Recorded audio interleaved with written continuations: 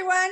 Are we recording? Yes, this is Maggie Schuster, and I am the host for the Know Before You Fly Your Drone workshop today. So thank you so much. We've got some really exciting guests today. So I'm really happy about doing this presentation today because we're going to be talking about going out. Well, our first guest is Desi Eckstein, and she's going to be talking specifically about going out and taking some amazing pictures with her husband and doing actual mapping, 3D mapping. So if you haven't seen it, it's going to be really neat and mind-blowing is what I would call it.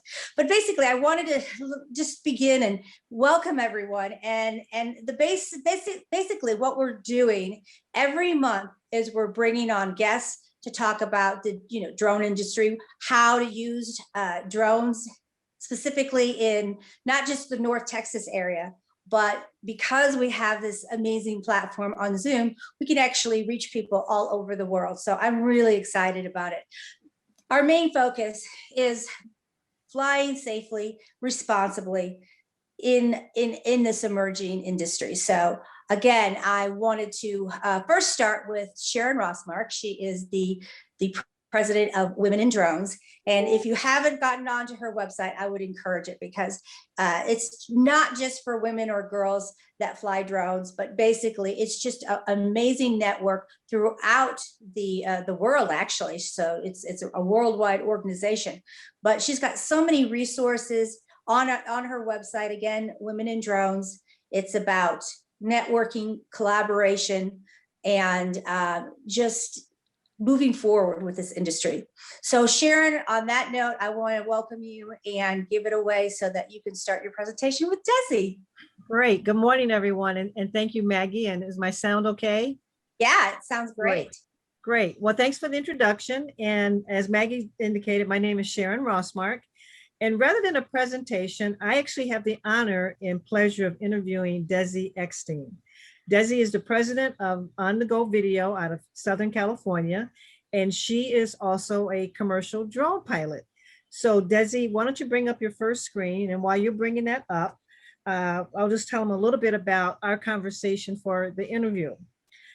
Today's conversation with Desi will focus on how she has combined her love for drones, dirt bikes, preserving history with fun outings with her husband. So with that as an introduction, Desi, before we dive into your recreational uses with your drone, please take a moment to share a bit about your professional background with our audience. Well, first I want to say thank you. Thank you so much for allowing me to be here. I am super excited. I am so glad to be able to share. And then also looking at all the amazing supporters of this program in the background that you're showing, it is awesome. So I love what you're doing. Thank you for letting me be here. Let me tell you a little bit about me. All right. So yes, I am the founder of onthegovideo.biz. That's my own personal company that I work with. And then I am also the FAST Team Lead Representative for UAS in San Diego area. I'm also what they call a FAA Drone Pro. And so that just says that safety is really important to me. And then here's my big shout out. So I am also AUVSI Top Level 3. I'm an instructor and a pilot, and that's my most recent hurdle that I've overcome. I am really happy about that one because, in the beginning, when I first started flying, the 107 was my big hurdle. Well, to actually get the AUVSI Top Level 3 instructor, I had to go back and go through an FAA FOI exam, and that's a flight instructor exam. And so it was a major hurdle for me, and I'm super excited about that one. Also, I am an instructor at Maricosta College, and I am a Women in Drones safety advisor. So safety is really important to me. So Desi, before you move on to the next slide, I just want to acknowledge your designation as an AUVSI Level 3 instructor. I don't think many in our audience probably may not really have an appreciation for, as you call it, hurdles. but the depth of study that you really was required for you to attain that level. So first of all, thanks, I shouldn't say thanks, congratulations on attaining that level, because that is a very stringent process. And then also the FAA Drone Pro, you just touched on that, as well as the FAST team. Can you just take a second to talk about the FAST team as a UAS representative, what that is? So basically what the drone pros are people that are recognized by the FAA to be what they would say experts in the industry. It's people that actually have been working in the industry and have a lot of knowledge for the field that they're working in. And then, in my opinion, they have a real heart to reach out and help others. It's actually a volunteer position. And so people that are signing up to become a drone pro are people that really do want to share, and they have a huge interest in making sure that the industry is positive and they're helping one another. And so it's a really, really exciting place to be, where if you're interested in sharing with others and learning more about the future and helping people, I suggest you check it out. It's on the FAA website. Big little throw in punch right there. Check out the FAA website, right? Great. Well, thank you. So as we advance to the next screen, as a commercial pilot, and for those of us always that's in the drone industry, one of the top questions we frequently get is, how did you get started in the industry? So please share with our audience your journey to the industry. So And next slide, please. Excuse me? Next slide, that slide. Thank you. Okay. And so like many people in the industry, I started out as a whole new perspective, and I had the flying camera. And so I enjoyed that part of it. And so in 2014, I just started out, real estate, just trying to get that higher perspective and seeing that flying camera perspective. But then I don't know if many people know, but the FAA went to what they called a 333 exemption. So that was when the FAA was starting out and saying, okay, how do we certify these remote pilots? What can we do? Because this is a whole new element of people flying. And so in 2015, they went with, you had to get this 333 exemption. Well, me being all about safety, I went, well, count me in. I'm going to go through. And I did it. And the big thing with that was, it was with what they would say manned aviation. You had to have a private pilot's license to actually be a part of that 333 exemption, or have somebody in your company working with that license. Well, I did not. So I started out with, all right, maybe I want to do lighter than air, right? I'm going to learn how to fly a hot air balloon. So yes, I signed up. I took a lot of the ground school, and I went up for my first ride in the hot air balloon, and we had a propane leak. Well, clearly hot air balloons and propane leaks just don't work. So we came down really quick. And I realized at that point, maybe that's just not the way for me. And I am so lucky they came along with the Part 107. So I immediately jumped on that, and my career, ready for this, my career has taken off. All right. So after that, I was actually invited to be a guest speaker at the STEM education for a program that is fantastic. It's called Girls Take Flight. And so I became a STEM educator. And then after that, in 2019, I was brought on with the TCI Miracosta. And I am the aerial instructor for the college there, and I love it. I absolutely love it. We're workforce development, and it is so amazing to see people coming into the industry, never having hands on the stick to fly before. And by the time they go through the program, they are awesome pilots. And then, of course, I'm really big on safety. So they're safe pilots. And then they go on to do amazing things. It's an honor to see them in the career paths they choose. Well, thank you for sharing that because what everyone, as I mentioned, we all get asked that question, how do we get started in the drone industry? And because the industry at this level is so new, we all have those interesting backgrounds and stories. So thank you for sharing that.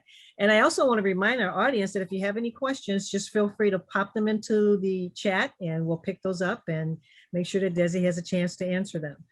So Desi, thanks for sharing your commercial experience. Let's transition now for the conversation for this morning, which is your recreational side. One of the things that I found is that I found it interesting that you've engaged, this is a way for you to engage with your husband, that you all have a fun hobby in terms of riding dirt bikes, and then you also love drones. So you've combined the two. And so tell us a little bit about your background with combining your interest in dirt bikes, drones, your husband, and preserving history. All right. Well, yeah, a lot of people say, well, what do you do for fun when you're not actually working in the industry? Well, there it is. I fly. Right. So I guess that means I truly am addicted to it. I love it. And so this is what I do for fun. I like to call it my dirt bikes and drones. And basically, we actually will take our motorhomes out into the desert areas, far remote in hills, and we'll load up our bikes, our off-road vehicles, our quads. You got pictures here that kind of show what we do. And we'll head out into the desert. And because my husband and I have a appreciation for history in the mining industry, my husband actually has 2 gold claims that he'll go out and prospect at in Arizona. And so we'll pack up and head out and ride the off-road vehicles. And once we get there, we'll do the 3D images and some mapping and modeling of some of these old forgotten mining areas. And so what we see here actually, as far as on this slide, there's me, that's my bike. And so that's what I love to do.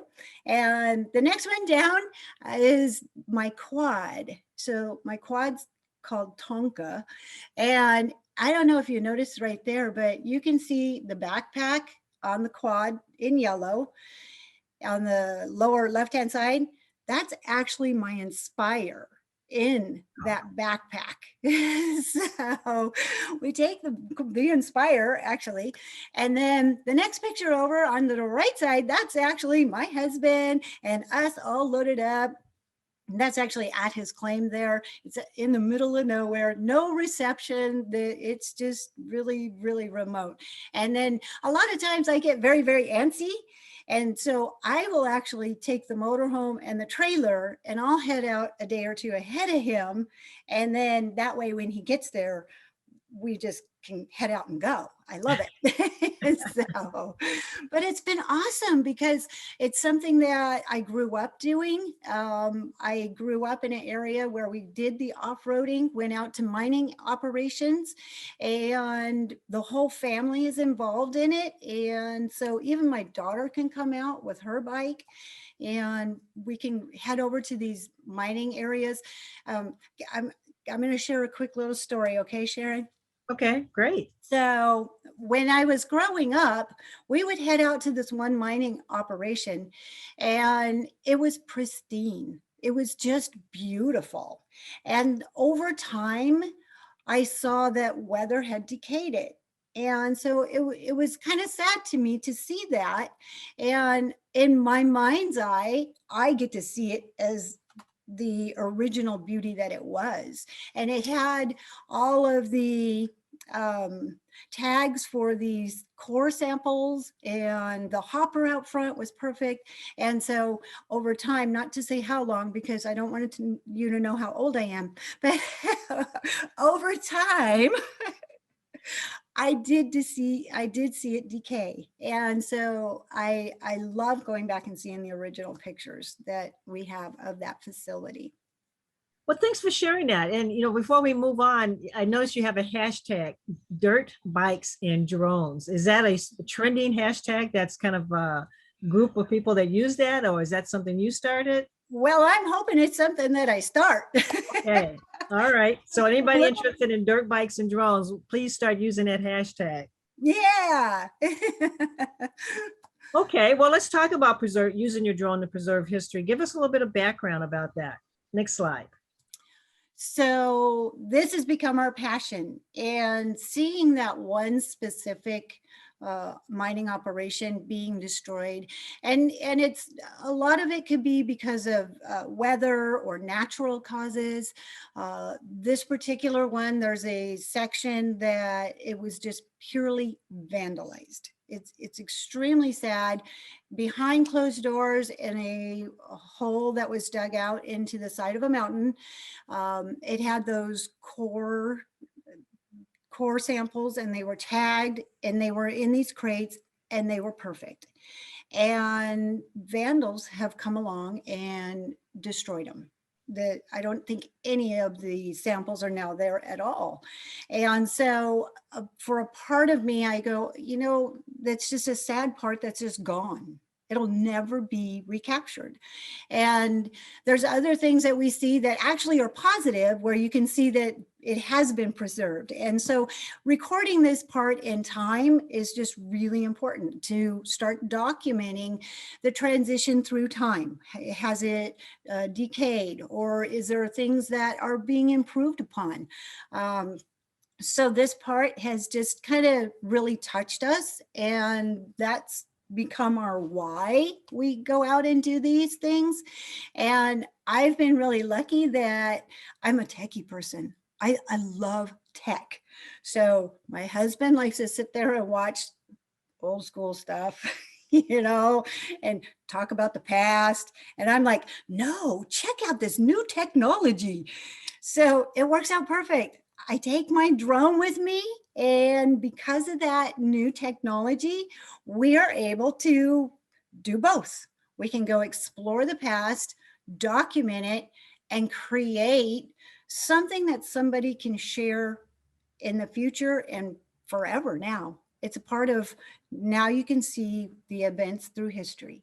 And so that's my why. Well, what I like is that you talk about using the new drone technology has allowed an advancement of documentation.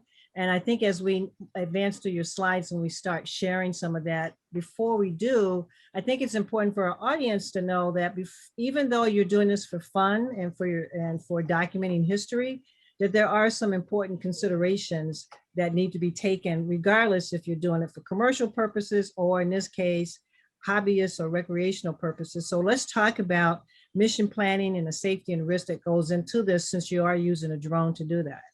Yes, very important. And it's important to distinguish commercial purposes from recreational. So a lot of this is considered the recreational side of things.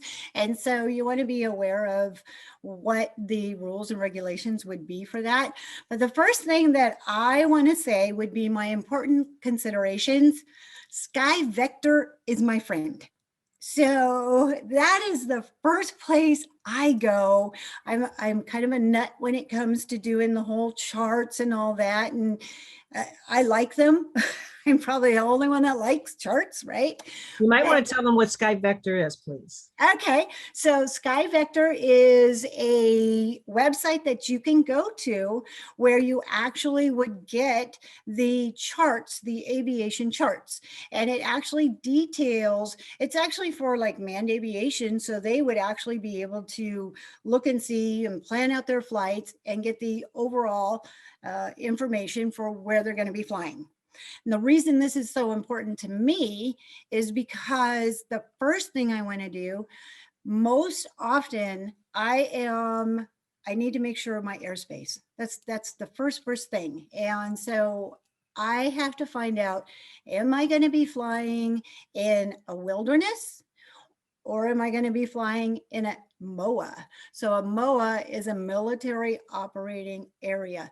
There's a ton of them where I usually go out and explore. And so it's like part of the first part of my pre-flight planning that I have to do, because I am obviously not going to be flying in a wilderness area.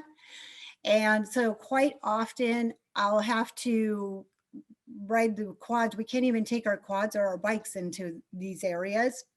So you can do foot traffic, but you can't be doing the quads off-roading or anything like that. So that's the first part of my flight planning, is going through and making sure, am I really allowed to go here?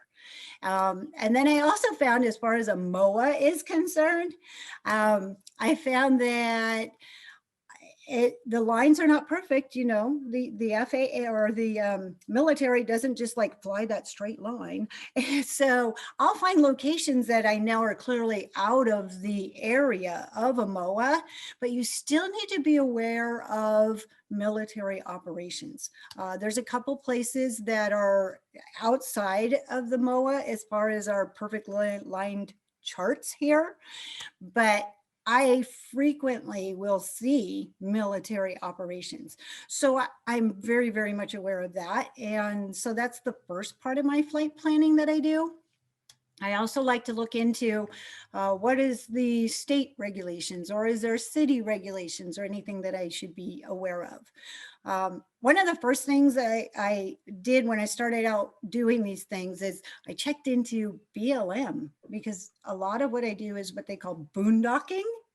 I don't know if you're familiar with what boondocking is, but that's when you take your RV or camping or however you want, and you go out into the middle of the desert on BLM land, and you're just living off of the land. It's not like this glamorous RV site or anything. You're just living off of whatever your RV will allow you. So I checked into the BLM to see if I can actually fly these locations, what I can do.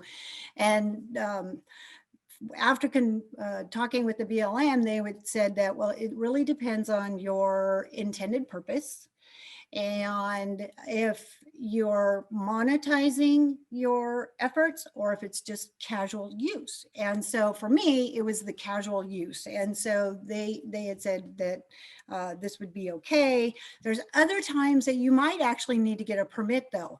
So depending on where you're actually flying, you also want to check into archaeological sites and see if they have any specific regulations. So those are some of the things that I would do for pre-flight planning. And then one of the things that I always like to share about is these are areas that there's natural wildlife. So one, you need to really be careful of safety, snakes, right? So a lot of snakes in the areas that we go, but tread lightly. I always say tread lightly and be very considerate of the wildlife that is out there. And so also, because you're out in the elements, I always got to make sure I'm prepared with my PPE, which is personal protection equipment. So if you're going to be out in the desert, you certainly want to bring all your personal equipment that would keep you safe. So. Well, thanks for pointing out those important considerations. And again, I just want to emphasize that whether you're flying for commercial, and particularly if you're flying as a hobbyist, it's important to understand that there are rules and regulations as well as safety risks that you need to make sure that you're understanding before you adventure out. And also regarding the rules and regulations that Desi just mentioned, in our previous sessions, if you want to go back to the website and take a look at previous recordings for the Know Before You Fly workshops, Evan Morelli's sections, he has previously covered both federal and state rules and regulations. So if you're looking for more information, you can certainly check the FAA website. And I would also highly suggest you take a look at Evan's previous recordings where he's talked about the regulations that it's important for you to know. So Desi, now we finally get to talk about how you're using your drone out in the desert to capture preserving historic sites.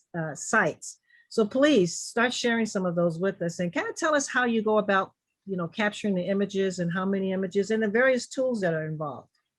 Awesome. Okay, so the slide that I have up here right now is Corn Springs Cabin. And this one actually has pictographs that are farther down. And so it was a popular area, but there's also a natural water source. So because of that water source, this was actually used as a miner's cabin. And this one gentleman here, his name is Gus Lederer, he came across this area. He was using it in the late 19th century. They were using it to process the gold ore. And so they built this area, this cabin that he would stay at, and he became the self-proclaimed mayor of Corn Springs Cabin. He passed away with a black widow spider bite in 1932, but you can still travel to this area. And so I went up there to this place, and through time, I saw a little bit of change. And again, I went, you know, this to us, this is perfect. This is perfect for us to go model. So we went out, we took our quads and our bikes out there, and on this particular model that I created, I did the Mavic 2 or Mavic Pro 2. It's one of my travel buddies. And then it actually, to create the model, it took about 496 images. And the way I actually fly it is I do the double grid, and then I'll do orbits. And so what I do is I tend to put them into many different processing ways, because I'm an educator. I like to know all the differences, right? And so I'll process it through maybe Pix4D, drone deploy, and a bunch of different ways. Well, this particular one that I'm going to show you later, the actual 3D model of, but this one was 496 images, and it was done in Pix4D. And the reason I like Pix4D is because I can do a lot of the point cloud cleanup. So if I actually take these images and just look at them, they are just full of yuck that doesn't really belong. And so I can edit that out and kind of clean up my models. And that's what I did for this one. And I'm excited for the way it came out, but I also, between one to the next, have seen changes. And so, and it's because of the weather on these. Right. So what I find interesting is that just looking at this, it would make me believe that it was actually just a photograph. And when you tell me that it took 496 images that you had to capture to put this together, that's amazing when you look at the level of detail that's there. Well, thank you. I'm Yeah. excited. And I know you're going to show us some of the 3D modeling work here in a moment, but let's move on to the next one, where you've actually captured it over a period of time. That an example that will help our audience see why it's important to preserve history. Yes. So this one is called the Hotel California. Not like the Eagles Hotel California song, right? But it is actually nestled. You go up this deep, deep, deep wash, and it's nestled between two mountain ranges. And so we went back there in 2018, and there was a lot of information in there. There was a little booklet in there that had shown the history of it and such like that. And so it was pretty exciting. So we thought, oh, you know what, let's go back and we'll check it out. So when we went back in 2020, if you see right there in the center, you can see that improvements have actually been made. So that's kind of a neat thing, is that people have actually gone in there and tried to refurbish it and restore it to a condition that it once was. Unfortunately, that original book that was in there is gone. Ooh. And so the information that was gathered and available in 2018, it's gone. It can never be replaced. And so the history of it and the story behind it is not there anymore. So I still went ahead and did a 3D model of this particular place as well. That's the picture that you're seeing on the lower right-hand side. And so when it's a case like this, I actually fly it manual. I did the double grid, I did some orbits, but I fly it manual because of it being in such a rocky terrain and such like that. And so I did that one with the Mavic Pro because of the way we were driving around, and we had to get up into these areas that were so tight. And then also, I don't know if you noticed, but in the picture on the lower right, it is, there's a 1 in the center of that doorway. And that I did actually where I took my Insta360 camera, so you could actually go in there and look around and see inside as well. Oh, wow, that's cool. Yeah. Okay. So I just want to make sure I'm okay on time because I know I blab a lot and I get really, really excited about what I'm sharing. Yeah, we can move forward. That's Okay. fine. So, And I know when you're out.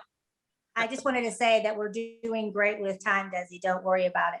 Okay. But can we just, I have a quick question because I think a lot of people that are participating today and watching, the words double grid, orbits. Can you explain that, just the process a little bit more? I think some people were having some questions in regards to what that means. Love to. Yes, yes. So when I say it's a double grid, basically I'm taking the drone and I'm doing nadir images and I'm flying it 2 different ways. So I'll fly the direction once and then it turns and it's going to be flying it another way. And so that way you capture more of the data from above. And then when I do my orbits, I will start low and circle around the buildings or whatever my subject is. And that way I'm capturing all the images from a lower elevation, and then I'll rise up and capture it at a little bit higher elevation. And then I rise up and capture more information at a higher elevation. And then what I end up doing is those are 2 different projects. And so with Pix4D, I take those 2 projects and I merge them together. And there's a process that you would go through for merging them together. And so that way I can tie both flights together. And that's how I'm going to get the best detail, is by trying to get the lower images and the upper looking down. And so that's what's meant by the double grid and all. Thank you. I appreciate that. Ah, no problem. So Desi, as we talk about Hazel's Garden, I recall when we were talking about this session, this was something that you came across unexpected because you were flying your drone. So can you give us a little bit of background? Yes, this is a perfect example for just, you can't see this unless you have an aerial image. So this is Hazel's Garden, and we happen to come across this in the desert. If you drive by it, it just looks like the normal rocks that are just out there in the area. You would not even notice that it's there. But apparently Hazel Stiles is an elderly lady that had been out there in the desert creating these words across her property. And if you actually look at this picture in the upper corner, or in the upper part, that's her house. So that gives you kind of perspective to how big this area is. And one of the reasons why this is like a fond memory for me is because, when you don't see it when you're driving, you had to be in the air to actually see this and come across it. And then if you notice the more bold print, that was actually made with bigger rocks. It stands a little bit higher. And then as you go down, it looks kind of like a mushroom, right? So as you go down into the bottom of that mushroom, it gets thinner and thinner and thinner. Well, to me, a part of history, that bottom part is already washing away. So the wind is taking it away, the washes, when the rain comes, it's all being washed away. Yeah, and so that part is already getting to a point where it's really hard to read. And so it, to me, needed to be documented, because there's going to be a time where you just won't be able to read it at all. And just as an FYI, a couple things. One, her family had no idea she was even doing this. It wasn't until she passed away that they went, oh my gosh, what was Hazel doing? And so they found this after she passed away. And then as far as me and my flights, this one I actually did with the Inspire 2. I also made a 3D model of this, and I threw it into Drone Deploy and Pix4D and all that. And I'll tell you now, it didn't work. Okay. So it just, a great ortho mosaic, but not enough depth to do anything for a 3D model. Yeah. Yeah, that's interesting. But what's even more interesting is the fact that she had been doing this all those years, and her family didn't even know anything They about don't. it. That's great. And Yeah. now you captured it as part of preserving history. Yes. Yes. It's now Okay, so been documented. let's. One of the things that I know about you is that you love going to these really old towns, as you've been showing, and you find some interesting places that are a little bit different. Let's talk about the next place. Well, this one was different. Yes. So this is actually near Wickenburg. We spent a lot of time in Arizona, some in California, and then maybe even up to Utah a bit. But so this place was near Wickenburg. We actually packed up the bikes and rode with we actually took the Mavic Pro on this one and went 25 miles out into the middle of nowhere, out into Wickenburg. And we got there to this, what was going to be a great mining operation. We found out that the mining operation was closed because of COVID. So the ghost town was closed. So we ended up worked out really, really well. I was really lucky because from there we went up, we took the bikes and we went up to Yarnell and came down.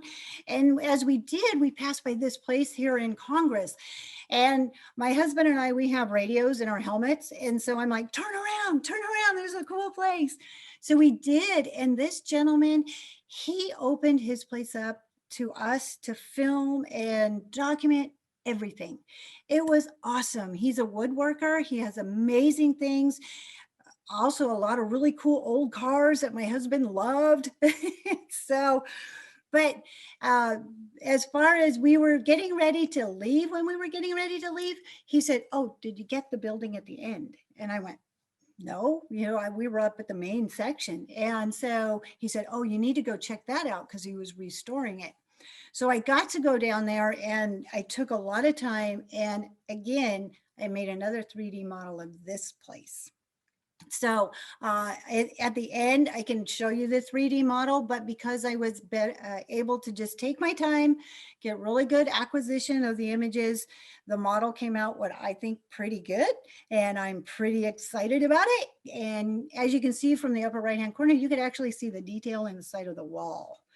And so interesting fact about this location was when it was actually functioning, if you notice there's a railroad that goes behind it, and that railroad is the connecting point, because in the mountain ranges there was about 3 miles back, there's a mining operation up there, which is one of Arizona's largest mining operations. And so that's how Congress Junction came to be, is because of that. And so pretty interesting as far as the history behind this location. And as far as my 3D model, just an FYI, this was actually filmed with my Mavic Pro 2, but I did, of course, my orbits and my double grid. This was about 400 images, and then I merged them together and I did the point cloud cleanup in the Pix 4D on this one. Great. And I know this is the one you're going to show us at the end in terms of the various sides of it. So as we start to wind down, let's talk about mining operations, since you were just talking about one of these towns. Show us about mines, because that's something from a historical standpoint that is long lost, I think, in this country for the majority of people, not really understanding the history behind mines. So why don't you tell us about the Desert Queen? Yes, so you're right. It is something that is lost in time. And so this one is called the Desert Queen. And it's one that we go to a little bit more frequently because of easier access and for where we normally would stay. And so I feel very bonded to this one. And so it actually produced gold, silver, and copper. And so it was very productive. And so I actually, one of the times that we went out, I got to take the drone out and we did the 3D model of this one. The 3 3D model actually was really difficult. It took a lot of point cloud cleanup because it was just really messy. And the capture that I had just had a hard time really distinguishing from one corrupt wood to the next, I guess. And so it was pretty exciting though to actually be a part of this one because I've seen some changes through time in it. And then I'm going to share another little story here. This one, so I told you my husband has mining claims, right? Well, this one has recently become available. And I keep trying to tell him, oh, can't we please claim the Desert Queen? Can't we? And so I also have to share my friend that was sharing some of my slides here with. She says, well, you could call it the Drone Diva Desert Queen. There you go. That would be There we great. go. And make a claim there, put a sign up. Yeah. There we go. Yes. So, but that's an image of us, and you could see the hopper. That's called a hopper out front. And so the hopper is out front, and then behind us, if you can barely see, I'm always in my pink, right? Yeah. Pink is my color. So behind us is where the actual mining operation was, where they dug into the side of the mountain and went in. And then there's also a really big hole just outside of that, and it goes down. So you have to be really careful when you're actually going around those areas. I can imagine. So what are you currently working on? Oh, I'm so excited. So I just recently went out a couple weeks ago and I went to this place and it's called McGuffey Cabin. I'm super excited. So it's out in the middle of nowhere. Imagine that, right? Okay, that's where everything is that I do. But if you look at this image that's in the upper left-hand corner, that is a picture of my model. That is not an aerial shot. I am so stoked. So I have to say, I haven't fully processed and gone through all of the parts that I do for merging files and all that. This is actually a render that I did. I couldn't wait to process everything. I got all excited. I came back home, threw everything into Drone Deploy. That's what it came out like. Big shout out to Drone Deploy right there. So the upper right hand corner is actually what it looks like. So there's a lot of yuck around it, even though I put what they call a processing area in there. So the processing area you would want to put in place so you don't normally get all that stuff. You see the jagged edges around the outer edge of that image on top. So you could put in a processing area. Well, I did, but it doesn't transfer over to my 3D model side. And so that's something I'm doing a work through on. But I took that upper picture on the right-hand side and I just zoomed in and I was able to do a screenshot of that model. And so okay. this one is called McGuffey Cabin. And I see that this one was 442 images. Wow. So about how long does it take to do all the processing? A couple hours? Yes. So depending on which program you're going to process it in, Drone Deploy actually processed it much faster because I literally threw all the images in at once. Whereas when I do the Pix4D or Reality Capture is another program that I'm dabbling with as well. And so they take a little bit more time to process. My Pix4D, because I can actually take the two data sets and then merge them and then do point cloud cleanup, that's that they would call that step 2. And in that step 2, it takes quite a bit of time. And so, and it really depends a lot on your processor as well. And I'm working on a laptop, so it does take a little bit longer because of that. Right. So let's go over some fun facts and then show us the actual 3D model from different sides, and then we can wrap it up.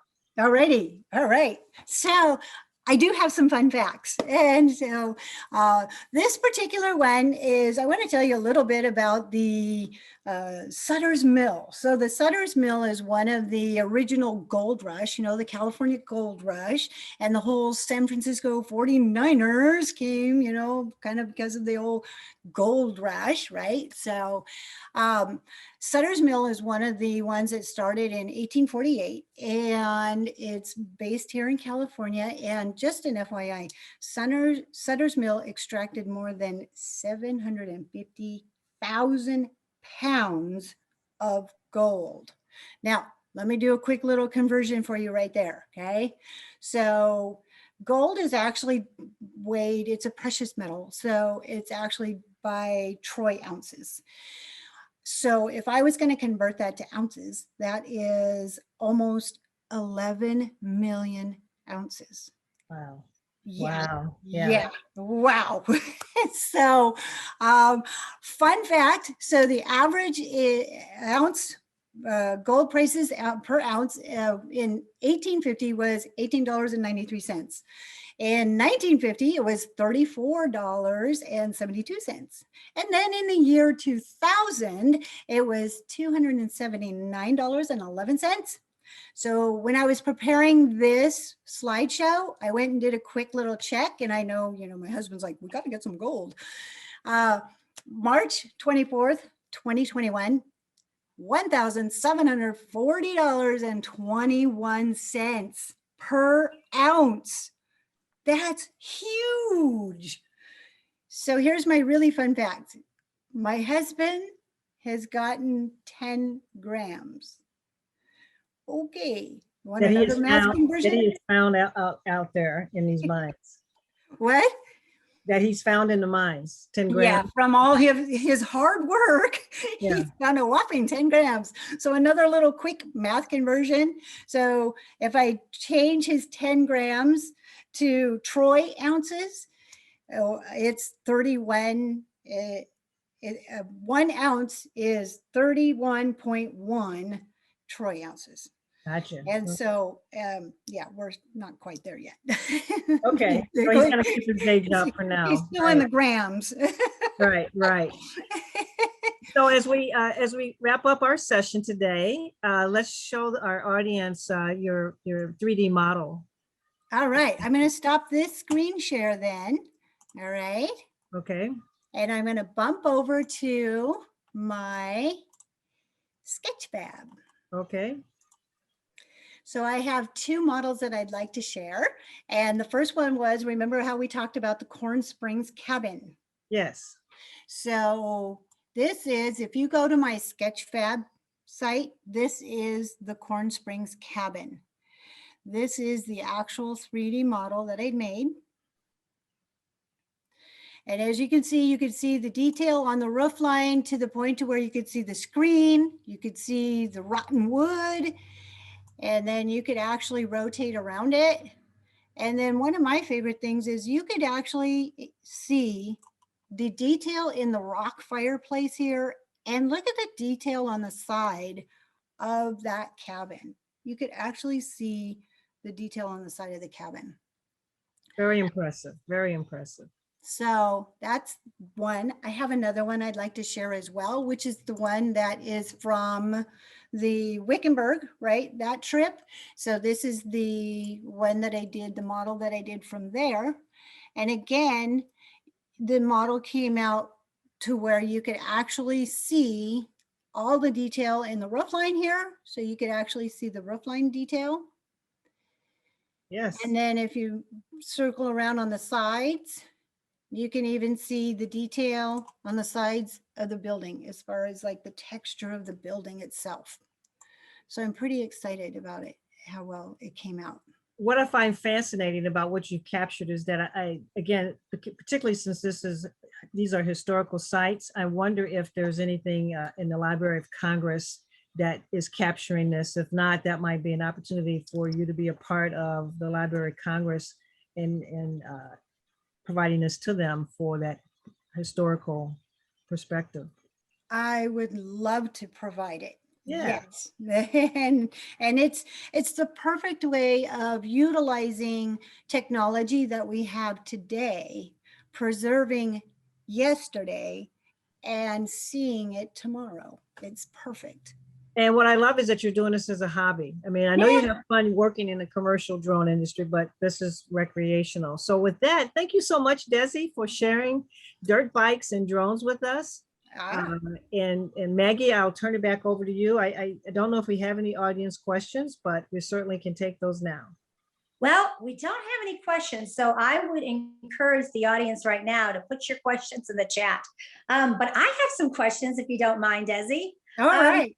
So in the very beginning of your presentation, you were talking about visiting different locations and going to, is it Sky Vector, correct? Yes. And that's where you have the charts. So tell us a little bit about, have you ever run into going to like a national park and finding out that it was a no-fly zone? So that's part of the pre-flight planning that we do.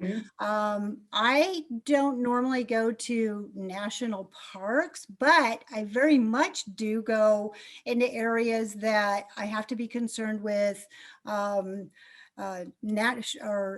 wildlife refugee areas. And so I try to go in there and make sure that, and they'll put up, when we actually get to the location, they put up signs that say, you know, no more traffic going on this way. You have to do foot traffic or something like that.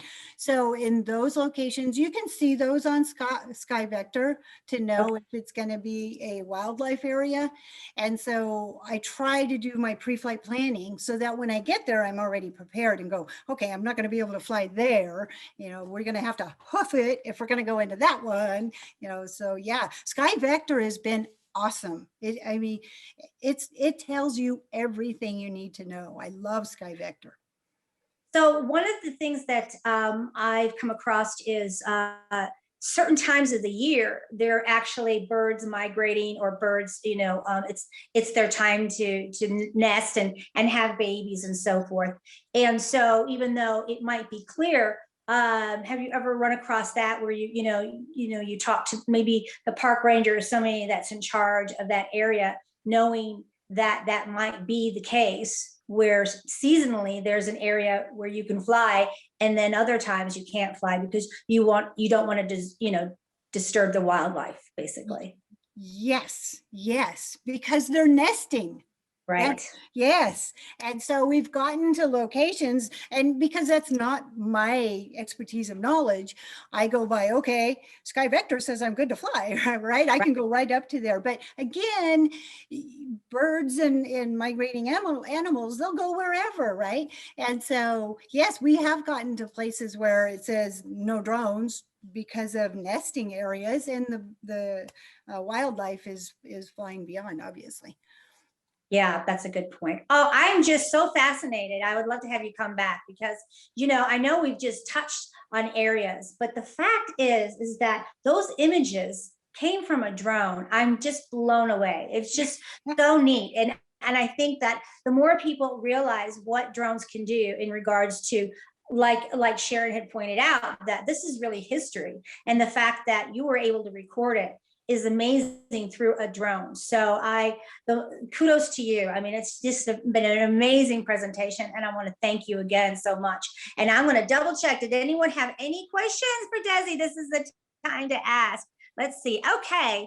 Well, you've got Paul Tonito. Sorry about if I killed your last name, but great presentation, Desi. And then we've got Carolyn White. Awesome details and all the mine and property models captured by your favorite drones, which is the Mavic Pro 2, right? Yes. And also the Inspire. Now that's Inspire 2. Yes. So that's wonderful. Can I throw something in right there about the Inspire please 2? Do. So it is the one we take because I own it. But also the really cool thing is I have the X4S camera and the X5S. So because I have the X4S camera, it's designed better for doing that mapping. And so I treat it with kid gloves because they're really hard to get right now. And so different cameras are better suited. The projects that I do are really small in comparison to large construction sites and such like that. So they work out really well for what I do. Well, I know that particularly the platforms that you're using, they use them for accident reoccurrence. Is that correct? So like if there was an accident, they would actually fly the drone and do the same processing so that they could actually capture the accident. And that alone really helps the community, is, just another aspect of it. Have you ever used, or do you have any knowledge about how the auto works versus the DJI? Because I know that not everyone has a DJI, but are there other drones that you're familiar with that do a really good job on capturing the mapping or the 3D models? Yes. So I don't personally own an Autel, so Autel, feel free to let me demonstrate one for you. But, Right. but they actually are fantastic for doing the mapping and modeling as well. It's just I don't own one. So, but yes. Yeah, I think the Autel 2 Pro is the one that it has the sufficient camera to actually do those 3D mapping. So that's what I'm familiar with. I don't think Skydio has a drone that will work yet. And Parrot, I think, I'm just trying to name off a couple of them, but I'm not that familiar. But listen, Sam Scully is actually asked you a question. Using the camera, is that another skill set to acquire? Sam, just so you know, a little bit background, Sam is studying for her 107 right now. And she's been really engaged with a lot of the webcam programs, just to learn as much as she can. But again, the skill sets in regards to the camera. I mean, did it take you some time to get familiar with how to set it up? Because obviously with, just to clarify, with mapping and with the 3D modeling, you actually have to program it right within your whether you're using a tablet or whatever that may be. So instead of flying up and you actually taking the pictures every 20 seconds, it actually is programmed to do that, correct? Yes, yes. So I do both, actually. I can do pre-flight planning. I can set up a flight mission to where it will go out and capture it. And then there's other times where it's just random and we've actually been able to come up onto something and we actually have to fly it manual. And so I can do both and just capture the images that way. A lot of the areas that I actually fly are no cell service at all. So I find that I really am big on pre-flight planning. I need to know in advance what's happening, where I'm going. And I'm just such a stickler for the safety side. And so I'm just like, nope, we have to have all my details out, And so because of that, if I'm ever cautious or worried about it, or if it's a wonky location where there's just too much terrain involved, I just fly it manually and set my camera and go that way. So I can do both. Okay, that's great. Did it take you a little time to get familiar with how the camera works and how you can set those specific, every 20 seconds, or is it basically every 20 seconds you do? I'll set the camera to go off every two seconds, kind of a thing. Okay. Where it's capturing the 2 images, I'll do that. I want to get more images than not enough. And so I want to make sure that I've gotten enough. And then to be honest, I'm a forever learner, right? I still am learning and trying to stay fresh with the information and new technologies that are out there. So it's something that is just an ongoing process. When I first started learning it took a lot of YouTube and a lot of classes and a lot of training. And that's just because of how I learn things. And so, and it's still stuff that I try to stay current with and keep it fresh, because somebody may come along and say, oh, hey, here's something different, try this. And I just want to do whatever I can to make a really good model. That sounds fantastic. I have one other question because I don't see anything in the chat right now. So when you take all these pictures, is it captured on the SD card that you put in, or does it automatically, the data that you take the pictures, the 465, let's say, does it go directly into the platform of Pixspeed 4D, or is it on, or both? Is it on the SD card and does it download? There's options to do that, but because of where I fly, there is no internet. So everything has to go to that SD card, and then I'll take it back and process it then. But because So of if you've the got location- many, yeah, if you've got, sorry, I didn't mean to interrupt. If you've got 465 images, is there a particular SD card that you recommend and the size of the gigabytes? You know what? I have been fine with 64 gig. And then I'm still able to capture some video footage of an area and some glamour shots, and then it's been, actually for me, it's been fine. Yeah, That's so great. if you're getting into larger projects, you may want to go bigger, but for me, it's been great. Well, let me see if there, it looks like there's one more. So 90%, this is from, oh, we got a couple of them. Good. Brianna Duncan, she says 90% of drone jobs will require a knowledge of cameras. Okay, so she added that. And then Fletcher M, should I take classes for night flying or can I fly DIY? My opinion, so the Mhm. FAA is going to be changing that, as far as like it's going to be incorporated into the process of getting your 107. Mhm. And so my opinion is you can be a textbook pilot, but it takes more than that to be an expert pilot. So if you want to actually get the skill sets involved, you definitely need to get out there and experience it, take classes, do the flights. You need more than do just the textbook stuff. It's so, especially with night operations, so important. I agree. And I think networking, looking for your local drone clubs or your AUVSI chapter, finding like-minded people so that maybe somebody else in your area has that experience, and then, just shadow them, understand the process. And it's always good. It's always good to network and work with people that also have the passion to fly. So that's great. I have one other question. This is from Jessica Jenkinson. In addition to being a wonderful tool for capturing history, what are the other examples where you could use this, this actual skill set or the actual platform? Oh my gosh, the possibilities are endless. You can use it for so many things. So you could be documenting locations, you could do filming. A lot of people actually will do, they'll film, they'll do 3D models of like filming sites. If they're a lot of like reconstruction, they will do models of construction sites, and of course, public safety.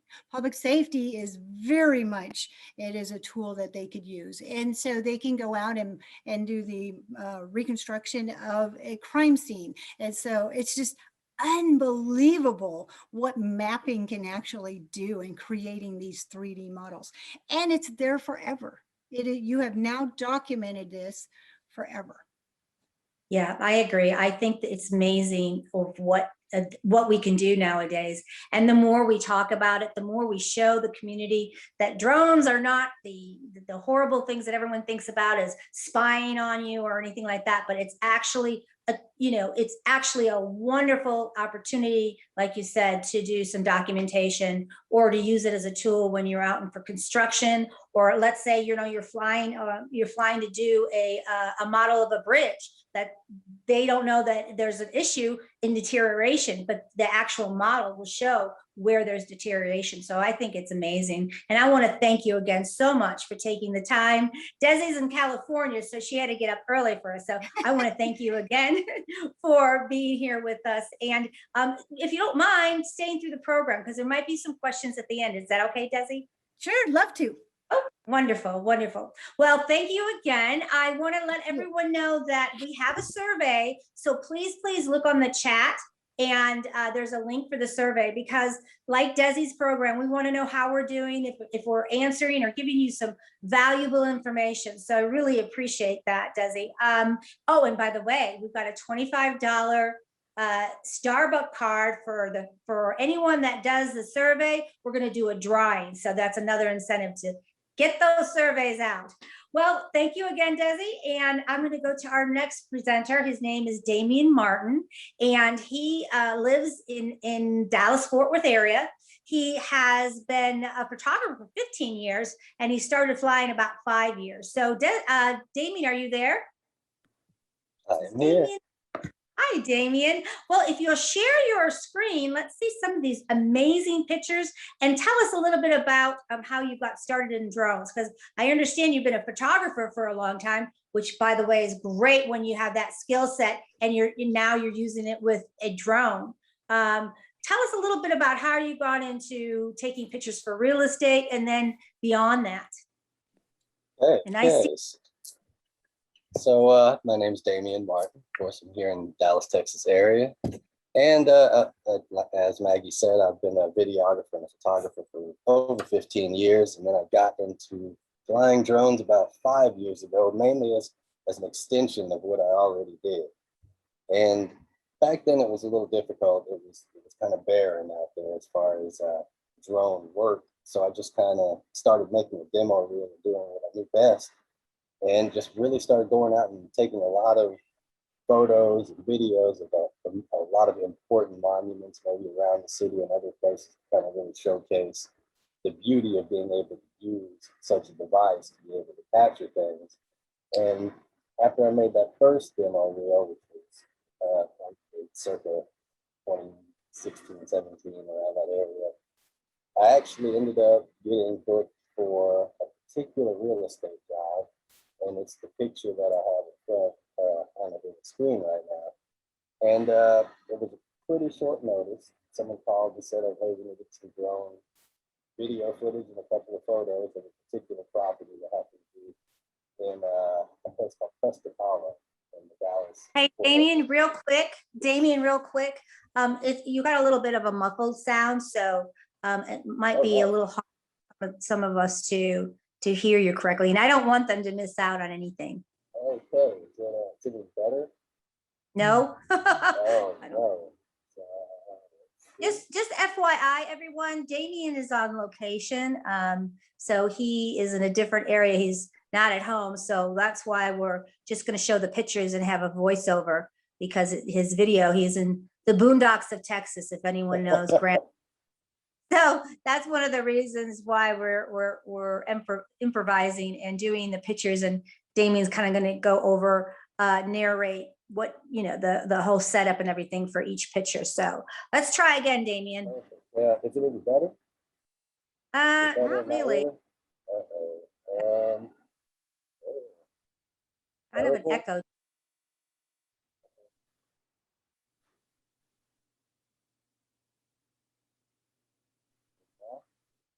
No, that's actually worse.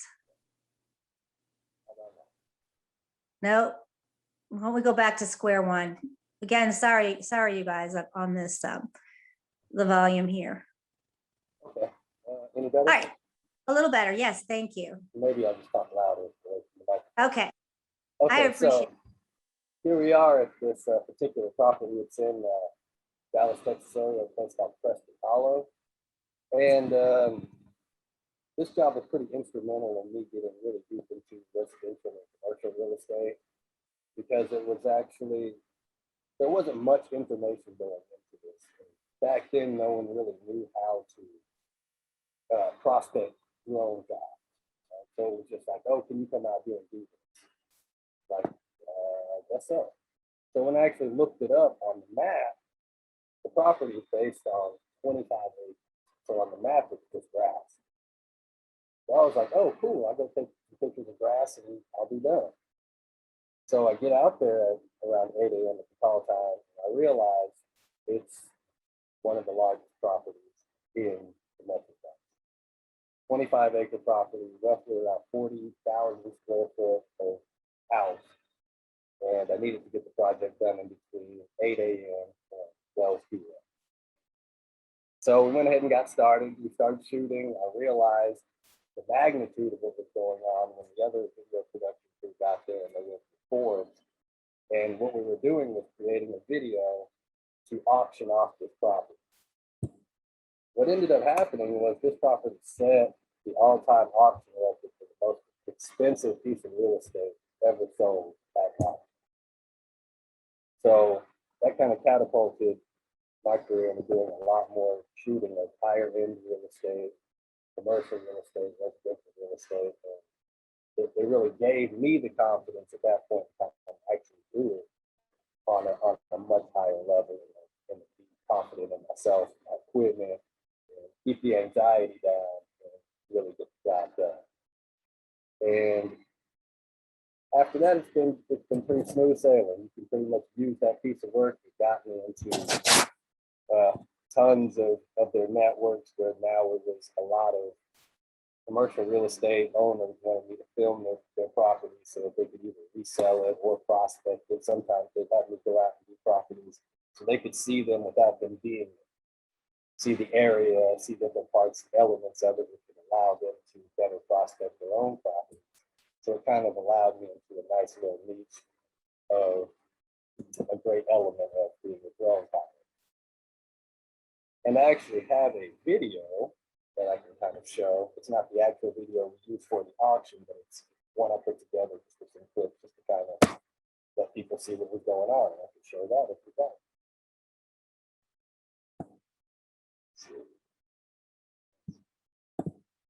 So here's the video.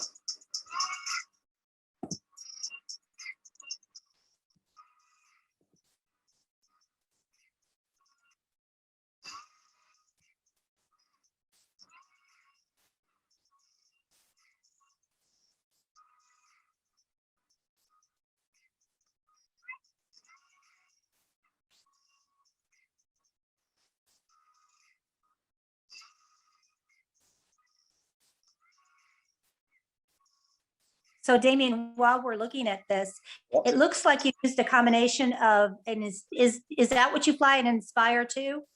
That was the Inspire 1. I used that one on this particular mission. Nowadays, So you what? used a combination of the Inspire 1, and then also I saw some inside shots right there. You So- used your camera. What did you use? So with the Inspire 1, the camera's detachable, and it actually had a handle attachment called an Osmo. And so I used the Osmo handle attachment just to kind of run through the house to get a couple of elements of the interior. So I took the camera off the Inspire, put it on a handle, and ran through the house basically. So it's the same camera, you just used it for your drone, and then you handheld it when you walked into the house, correct? Okay, Damien, we're still having a really hard time hearing you. So I don't know if you need to get closer to your mic or what. So how long was this video? How long was the video in runtime, or how long did it take me to actually film it? No, just when the final project, when you delivered the video, how long did you have it? Because I know sometimes they have a certain size that they require. Right. So on this one, it was going to be a 2-minute video at the completion of it, and I was only there to shoot the drone shots, and then I handed them over to the editor to go ahead and put the video, to assemble the video, and the editor was the person that also shot some interior shots and interview shots. So there was two teams. I was part of one team, the other team actually did the interview. Okay, I understand. So you had somebody else take some other indoor shots, is that correct? Correct. And so they combined the two together. So when you deliver your pictures, do you give them raw, or do you put it in a JPEG? Meaning, like if it's going straight to a real estate agent to be able to post it, do you give them the raw footage, or do you give them a JPEG? So it's a little bit of both. Some of the larger companies already have like an in-house editor, so they just want raw everything, raw footage, raw pictures. They'll do their own color editing and grading and stuff in-house. And then there are other times where they want me to complete the picture those are more of the real estate agents want me to completely finish them, but whenever I'm doing like the commercial side, commercial real estate, they just want raw pictures and make them edit it. They also think that gives me a better rate too, for some reason. Right. So again, it's so hard to understand you, but what I'm hearing is that you, depending on the agent or the broker, your delivery would be in either RAW or JPEG, fully edited. Some of them want the fully edited one so that they can immediately put it on onto their website, correct? Whereas there's other times that it's in RAW because they have their in-house editor or somebody where they want to combine maybe some other images that they get from the ground along with your drone images. Is that correct? Completely correct. Okay, well, great. Do you have any other pictures you want to share and let us know the story behind it? Sure, I can just run through a few. Yeah, that would be great. This one on screen is another pretty nice size estate. It's out in the middle of nowhere, close to the McKinney/Frisco border. It's actually called Divine Grace, and it's a wedding venue. I actually did a stint where I pretty much was shooting every wedding venue around the DFW area. It's gotten to that niche a little bit, and so I was shooting all the B-roll for the wedding videographers to be able to add to their wedding video montage.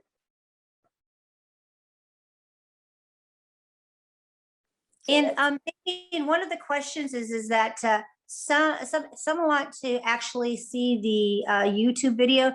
Do you have a YouTube channel, or how can other people view some of the participants here view some of your images and your videos? Sure. I can put my link in the chat real quick. Yeah, that would be great. Yeah, that would be wonderful. Well, look, there's a Phantom there. Is that a Phantom 4 Pro, or what is that on the ground? I just saw right there. Is that Phantom 4 Pro? Indeed. Wonderful. Yes, it is. Yes, it is. And we'll just roll through a few, just have fun, and then we can ask questions. This is the front side of that venue. And this is another venue preparing for takeoff. It's called Notting Hill. It's actually in Little Elm, Texas. And then this is doing some shots for the State Fair of Texas. We've got the Ferris wheel, Cotton Bowl. Now, was there any airspace restrictions flying in that area of the Not State right- Farm?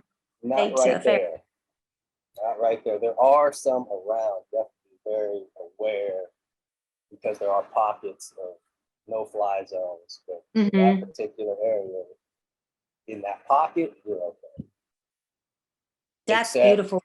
when the fair starts going. So I got these pretty much about 30 days before the fair got started. And is it then a TFR? Is that how they restrict it when there is an actual fair going on? Because obviously when there's a big event, you've got a lot of people, you've got a lot of cars, and just the risk of flying is a lot higher. Correct. So, Desi was talking about what she uses for her pre-plan.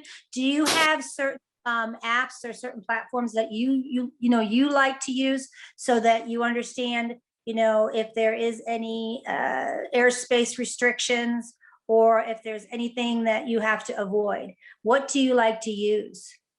So I always, as soon as I get the address for the mission, I go straight to like the Lance. The Lance, yeah.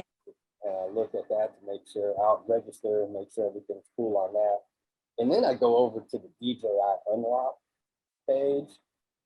That way I can also see even if Lance lets me fly, maybe DJI has some type of restriction already built into the app.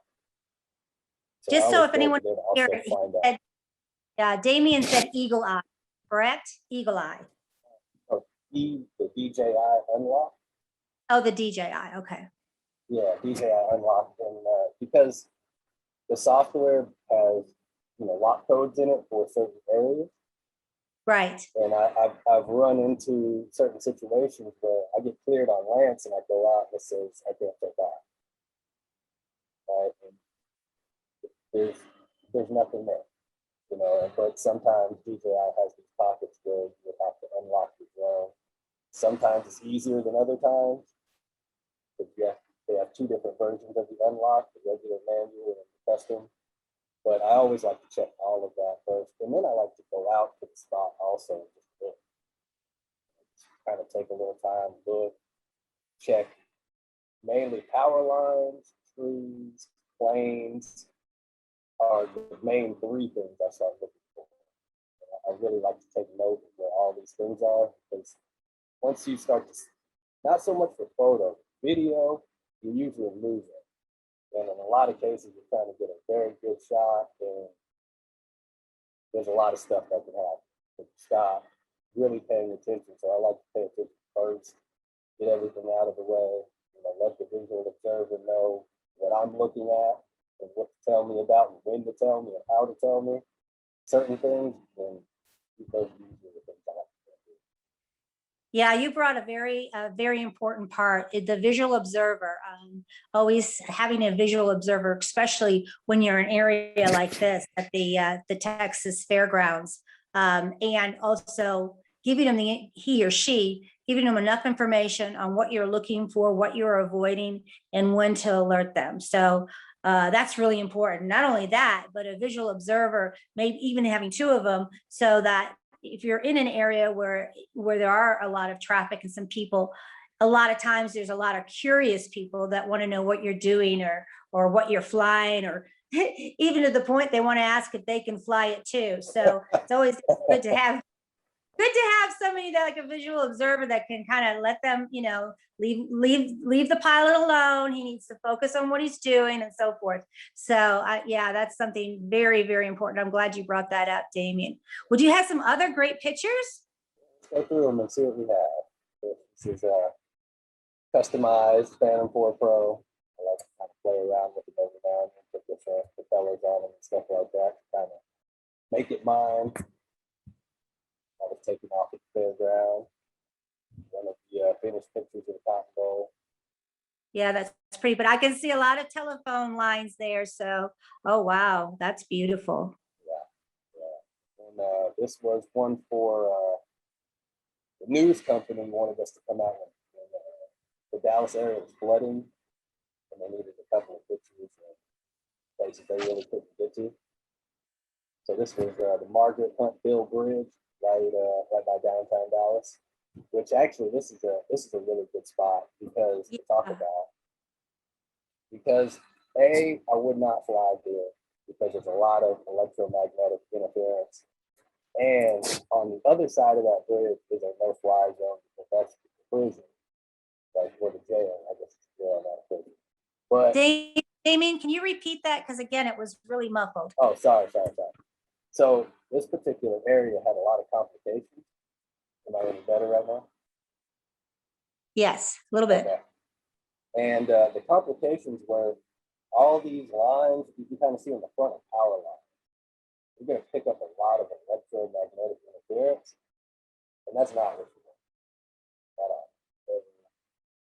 So, and then the other obstacle for this particular one was on the other side of that bridge was like a brownish building. And I'll kind of circling it right now. Yeah, I can see the one to the left, lower left, correct? Mm-hmm. So that is loose ferret jail, and it's a no-fly zone. So anyone that wants to grab pictures of this bridge or Union Tower cannot fly over that particular location, or you'll be in enough trouble for everybody. Okay, so Damien, so that everyone can understand, you cannot fly over that area where the brown building is. Is that correct? Correct. Okay. And how were you notified? Did you see it on the Lance, or did you say that you used the DJI, that platform also? How did you find out that that was a no-fly zone over there? So when you go into the Lance will allow you to fly, but the DJI software has different levels of security on it. So it's got like a blue, an orange, and some of them are like restricted, then okay, and then no fly. And if you ever hit a no-fly zone in your drone will get land. nothing you can do about it. So if you go fly over it, thinking that it's okay, it'll just land. I don't know how you can do that. But basically, So, yeah. Damien, just because it's so hard to hear you, I Oh, I my apologize, goodness. but I want to sure. So if you go, if you're taking off and you're not prepared, in other words, you don't do the due diligence of looking at where you're going to be flying, what the the airspace is, or if there's any restrictions, and you're actually taking your drone up, likelihood, if it is a no-fly zone, your drone will actually land. Now, does it land back to where it took off, or does it just go to the closest area? Where does it land? No, it lands straight down. Oh, okay. It Yes, lands. so, So and FYI, if anyone's flying and you don't do the, don't look at the air maps and see exactly where you're flying, that preparation is key. You could actually lose your drone, right? Right, Damien? yes, 100%. Yeah, that would be sad. I actually ran Um, into that one time at a wedding venue that was in line with a runway of a small airport. Oh my goodness. So half of the venue was okay. But if you wanted to do an orbit, the second you got around to the backside, it was over. So it just comes down. It said, oh, cannot take off, cannot fly, landing. It's like, oh. I bet you that was a scary moment. That was the first time I ever figured it out. Luckily, it was a field, but I learned a lesson that day. So Damien, one of the questions in the chat was when you are actually, here you are, you've done your video or your pictures and you have to deliver them to your client. Is there a certain platform that you like to use, whether it be Dropbox or do you actually give them the SD card or a memory stick? How do you deliver most of your work to your customers? Majority of it, that's a great question. Majority of it is Dropbox. So that's usually the easiest way to get everything. Would you together. repeat that again, Damien? That was really hard to hear. Oh, sorry. So Dropbox is my preferred Dropbox, platform. yeah. But isn't there a size restriction with Dropbox? Yeah, if you do not buy the upgrade, I think there is a size restriction. If you pay for the upgrade, which I don't know what the monthly fee is, but they don't have any restrictions. Okay, that's good to know. That's good to know. And are there times that you actually have to put them on YouTube and then they're actually can copy that link? Yeah, and in some cases I do. In a lot of cases, in the past, there's been kind of some private ones that people wanted to do, just kind of show the individual people. So I'll post them on YouTube if they want to do the editing, but then I'll have them as a private link, and then they can kind of send all their people to it and kind of let it sit. How much majority, like percentage wise, Damon, do you actually do the editing? And what platform do you use? Do you use Premiere or what do you use? So in a lot of the real estate, I don't have to do much editing because they seem to think that gets a better price. I do use Premiere for pretty much everything else. Everything else that I do, the complete video, I edit it in Premiere and then deliver it however they like to deliver it. So Damien, would you repeat it again? How much percentage wise do you do your own editing? So I would probably say it's about 80% my own editing. Oh, okay. So you really need to know your editing, don't you? Because that Premiere platform is great, but there's a lot of I know I've been learning it for the past year, and I don't still think I don't master it, but yeah, it's definitely a skill set. It is, especially, I also have farmed my work out. In other words, I've actually hired an editor because for the time it takes for me to edit it, and he can get it edited within 30 minutes. It depends on, does the client need it right away or what the circumstances is when I decide either I'm going to do my own editing or actually farm it out. But do you have any other pictures you can share? This was really beautiful. Let's see, the bridge. what we got. Hey, So this is a commercial real estate job, and it's this unique looking building in the front here. All of this, these sides here, and this was basically for a change of ownership. So the party that had it wanted me to shoot it so that they could send it to somebody else that might want to buy it as another investment opportunity. And I've done a ton of that, which I didn't even really know existed until I started doing stuff like that. But the companies will call you out to come take pictures of existing, already owned properties so that they can sell it basically to another real estate developer or investor. These are the types of photos they want. They kind of want to be able to see the area also, not only just the property.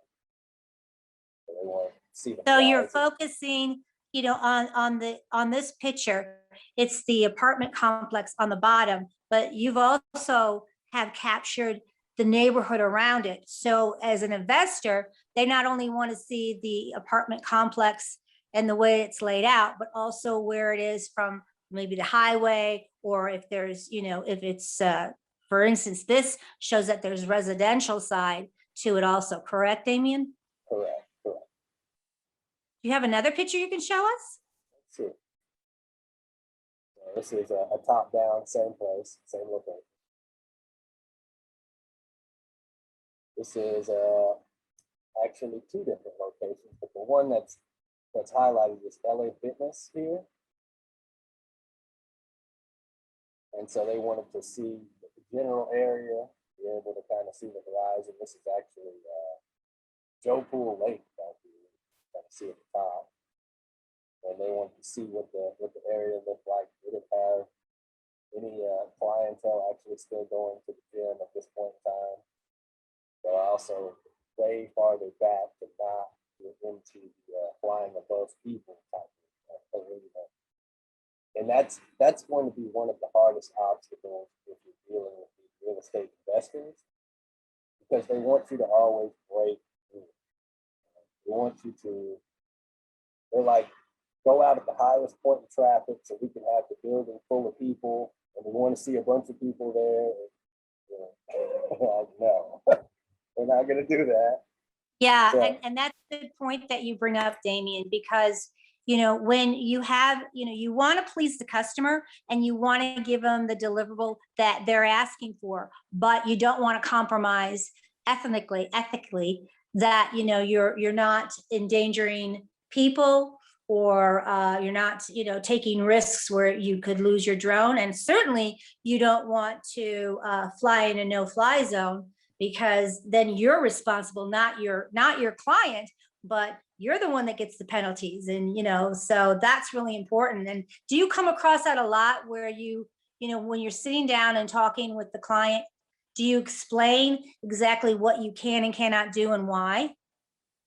yes, and I do come across it a lot, probably more than a lot, but only in that one particular arena, like commercial real estate.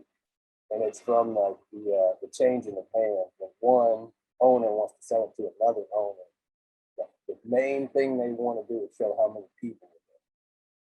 It's like that. I mean, we can do that, but it has to be a certain, we have to go through the whole shebang, but that's all they care about. They don't care about anything else other than, I want people there. If it's a food restaurant, I want people in the drive-thru. I want to eat in it.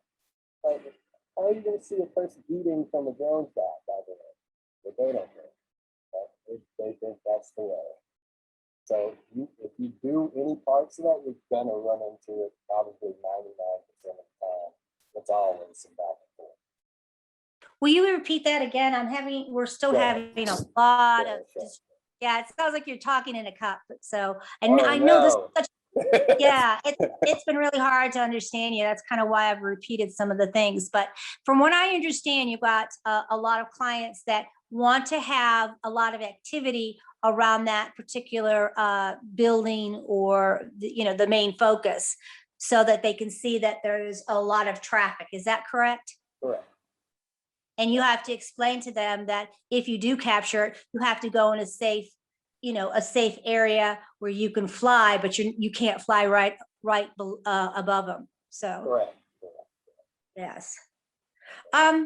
What drone did you use on this shot? It's the Phantom 4 Pro. So that Phantom 4 Pro is pretty good. Have you utilized the Maverick 2, the Pro, or anything like that yet? Have you used any of the Mavics? Yes, I actually have used all of them. All of them? Do you have a preference when you're taking a shot like this? Do you have a preference of what you like to use? It's whenever I'm doing shots like this, I usually use the Phantom 4 Pro, even though the Mavic 2 Pro is pretty much the exact same thing. Mm-hmm. But in cases like this, if the wind is up a little bit higher, then that's kind of why I chose the stability of the Phantom 4 Pro on this one in particular. But as far as the image quality, they're the same. Okay, so what I understand is both the Phantom 4 Pro and the Maverick 2 Pro, the results, in other words, the actual capturing of the video or photography is the same, but the Phantom 4 flies better when there's a little turbulence or a little wind. Yes. Correct? Okay, For great. me, there is, especially when there could be possible higher wind gusts. And it doesn't matter in photography, but video, it might make you take a shot over again, basically. So I can get done faster with the Phantom 4 Pro on days where it could be a little wind. Okay, that's good to know. When we're talking about weather right now, Damien, what is your guidelines for flying, in wind or turbulence? Is there a certain point with your Phantom 4 Pro that you don't go up in the air and you don't fly because of the turbulence? I mean, is it 15, 20 miles an hour, 18? What is your go? Anything under 15, I'm pretty solid with. As Right. you start getting above that, I don't really do most jobs once we start getting 20 plus. But if you go into the inspection side of things, like roof inspection and stuff like that, you don't really have a choice. And you're going to be out there in days where there's higher wind than that, because it's kind of on a window basis, a 2-hour window basis. It's either yes or no, basically, for like a roof inspection. And so it can get you into pretty hairy situations. Right.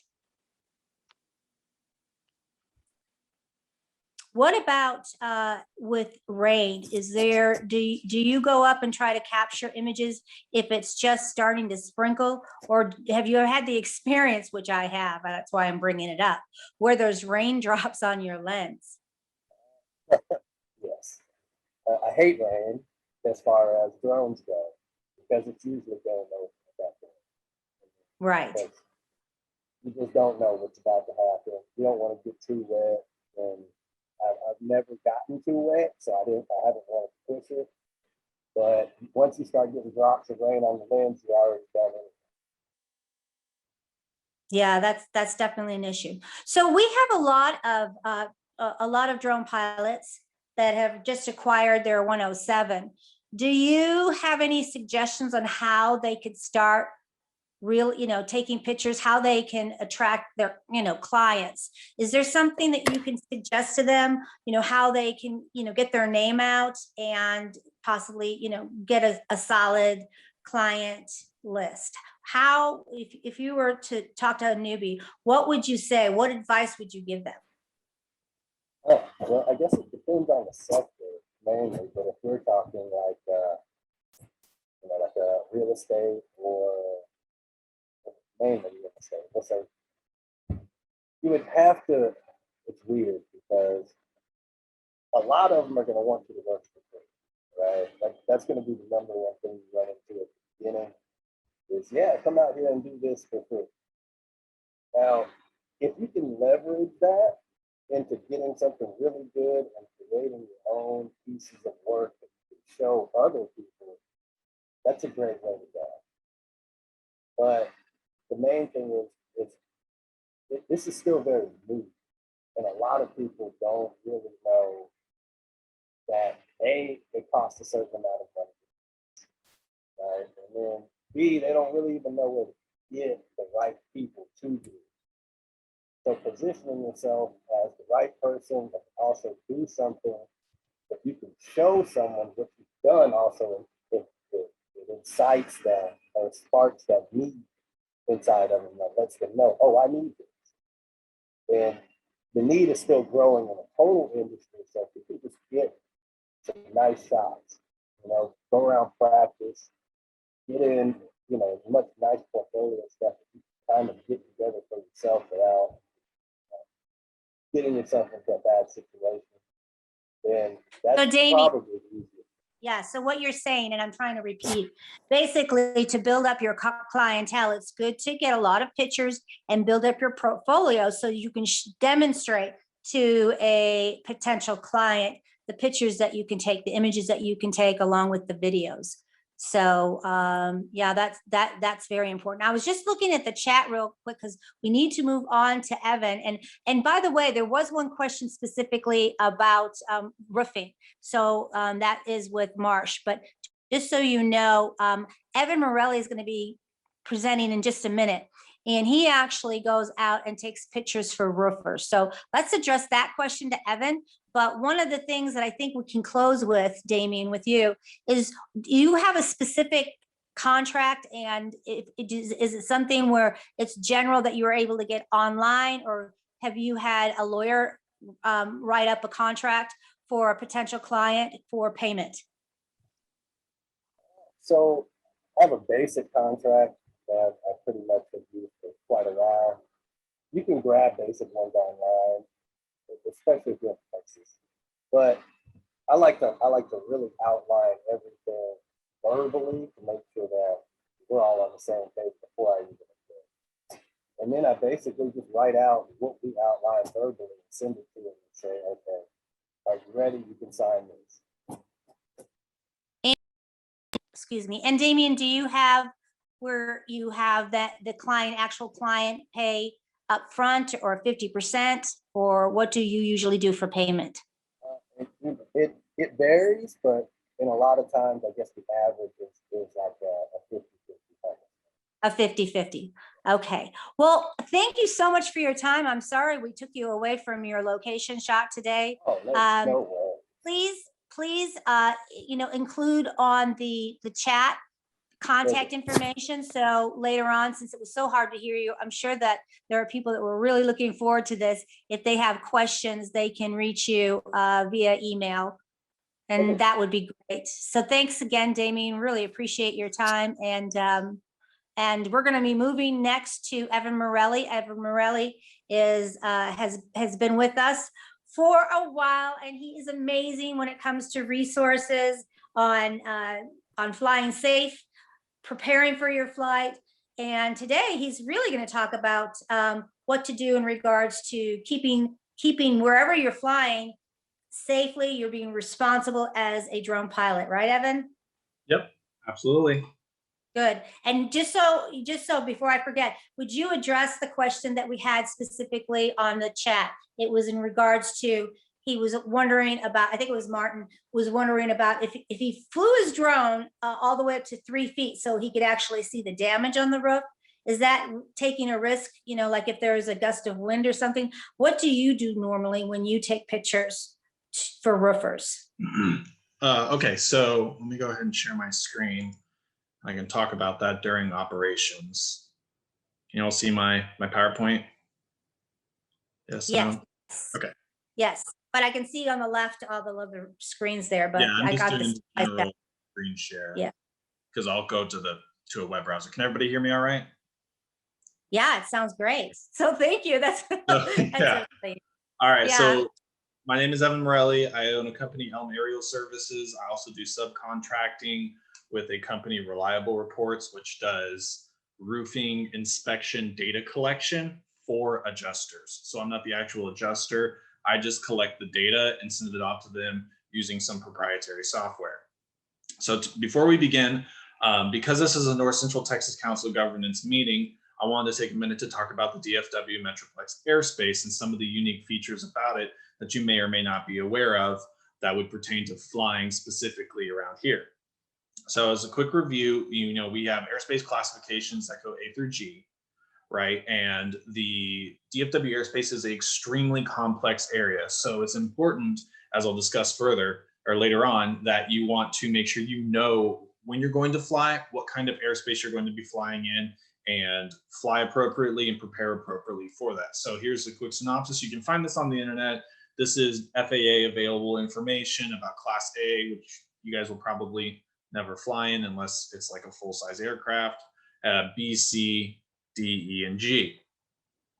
So this is the DFW airspace. It is a giant cluster of crossing lines and circles and different kinds of airspaces. And it's like, okay, well, how am I going to possibly navigate? Even if I understand airspaces, how can I possibly navigate multiple layers of types of airspaces going on top of another?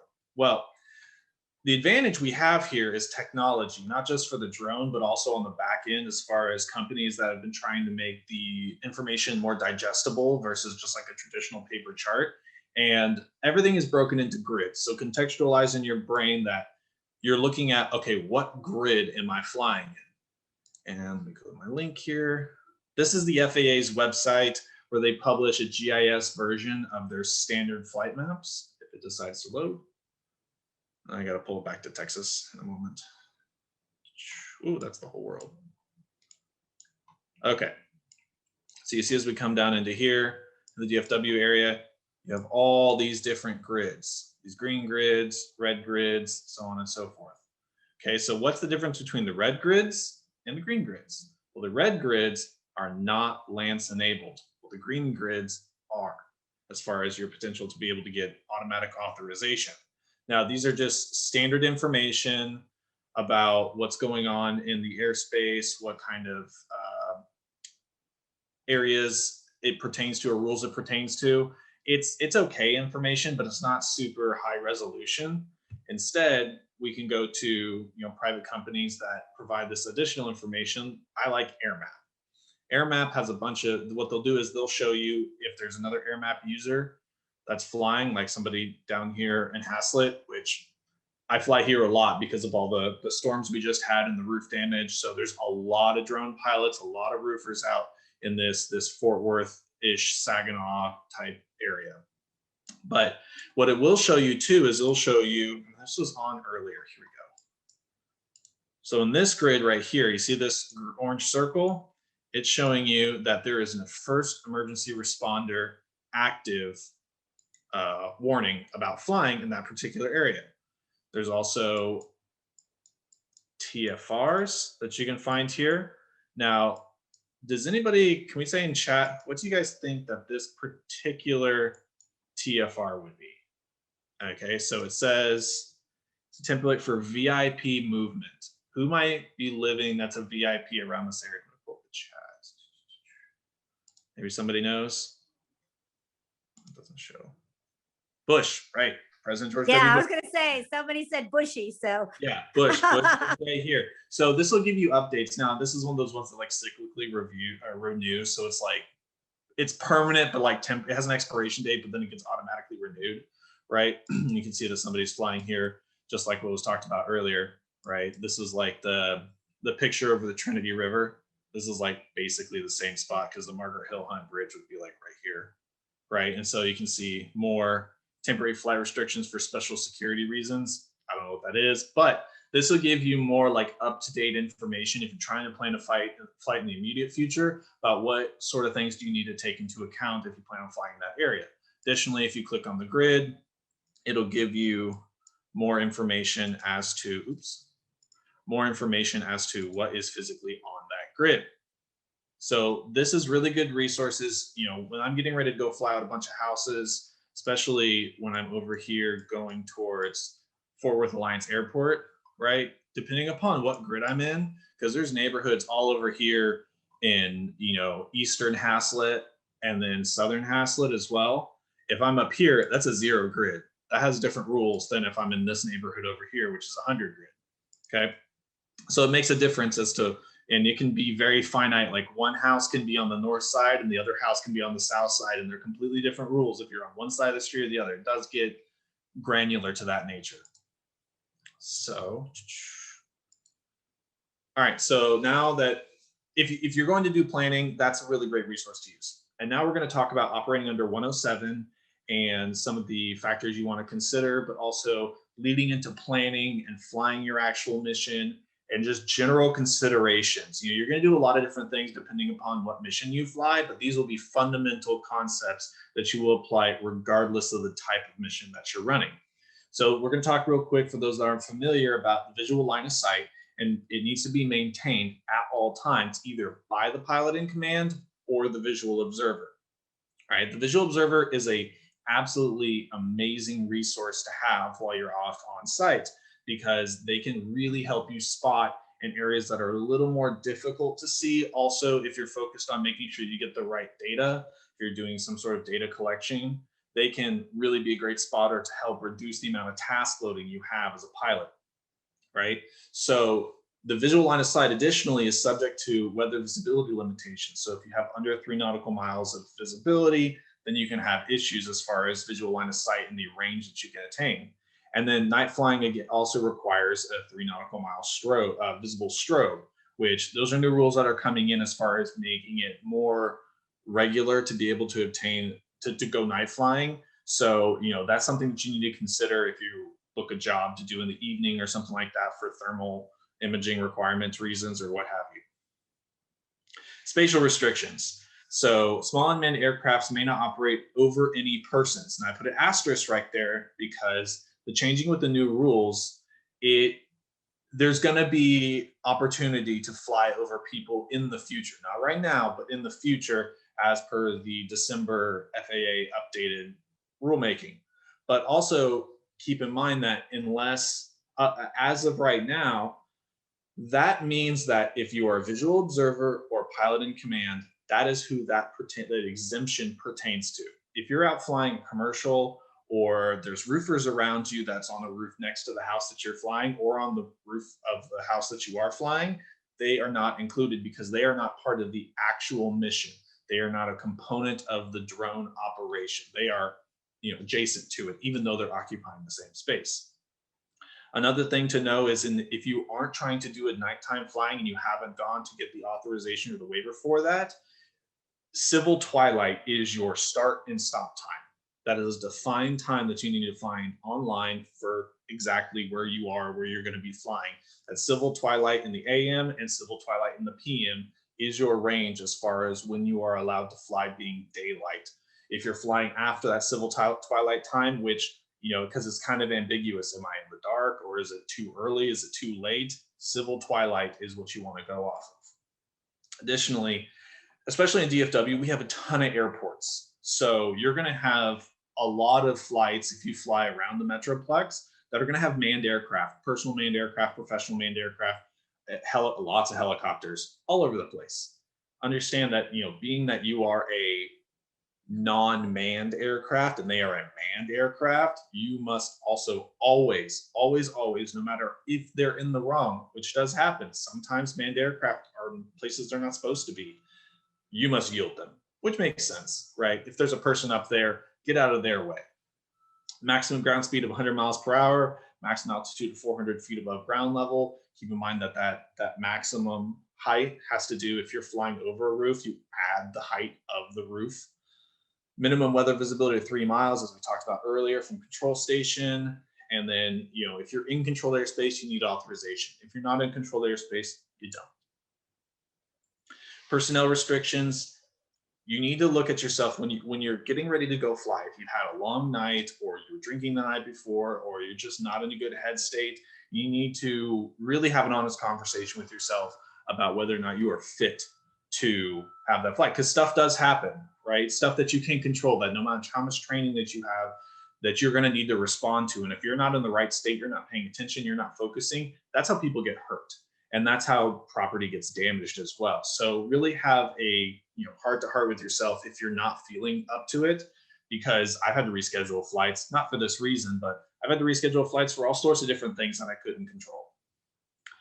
Also, 1 aircraft per limit per pilot in command. If you're doing a large complex project, it may be tempting to say, like, look, these things are going, you know, maybe they're done autonomously, Why can't I have 3 drones make it done in, a third of the time? No, you have to have more pilots and commands per one pilot in command per drone.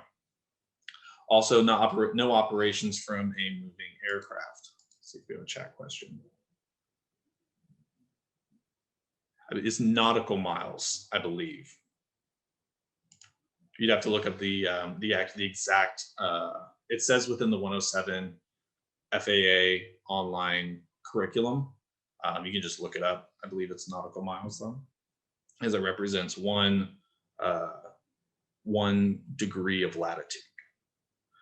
No operations from moving vehicle, no careless and reckless operation. Now the careless and reckless operation is kind of ambiguous, but that has to do with a FAA lawsuit that happened some years ago, specifically with a first-person view pilot that was doing acrobatic flying on, I believe it was Virginia Tech's campus, and the FAA sued him because though nothing happened, he was, screaming down the sides of building, doing big flips and split S's on the campus, and that caused a lot of people to be scared. So they added that rule in as well. Even though it's somewhat ambiguous, it's kind of one of those, when you see it type enforcements, but that's where that comes from.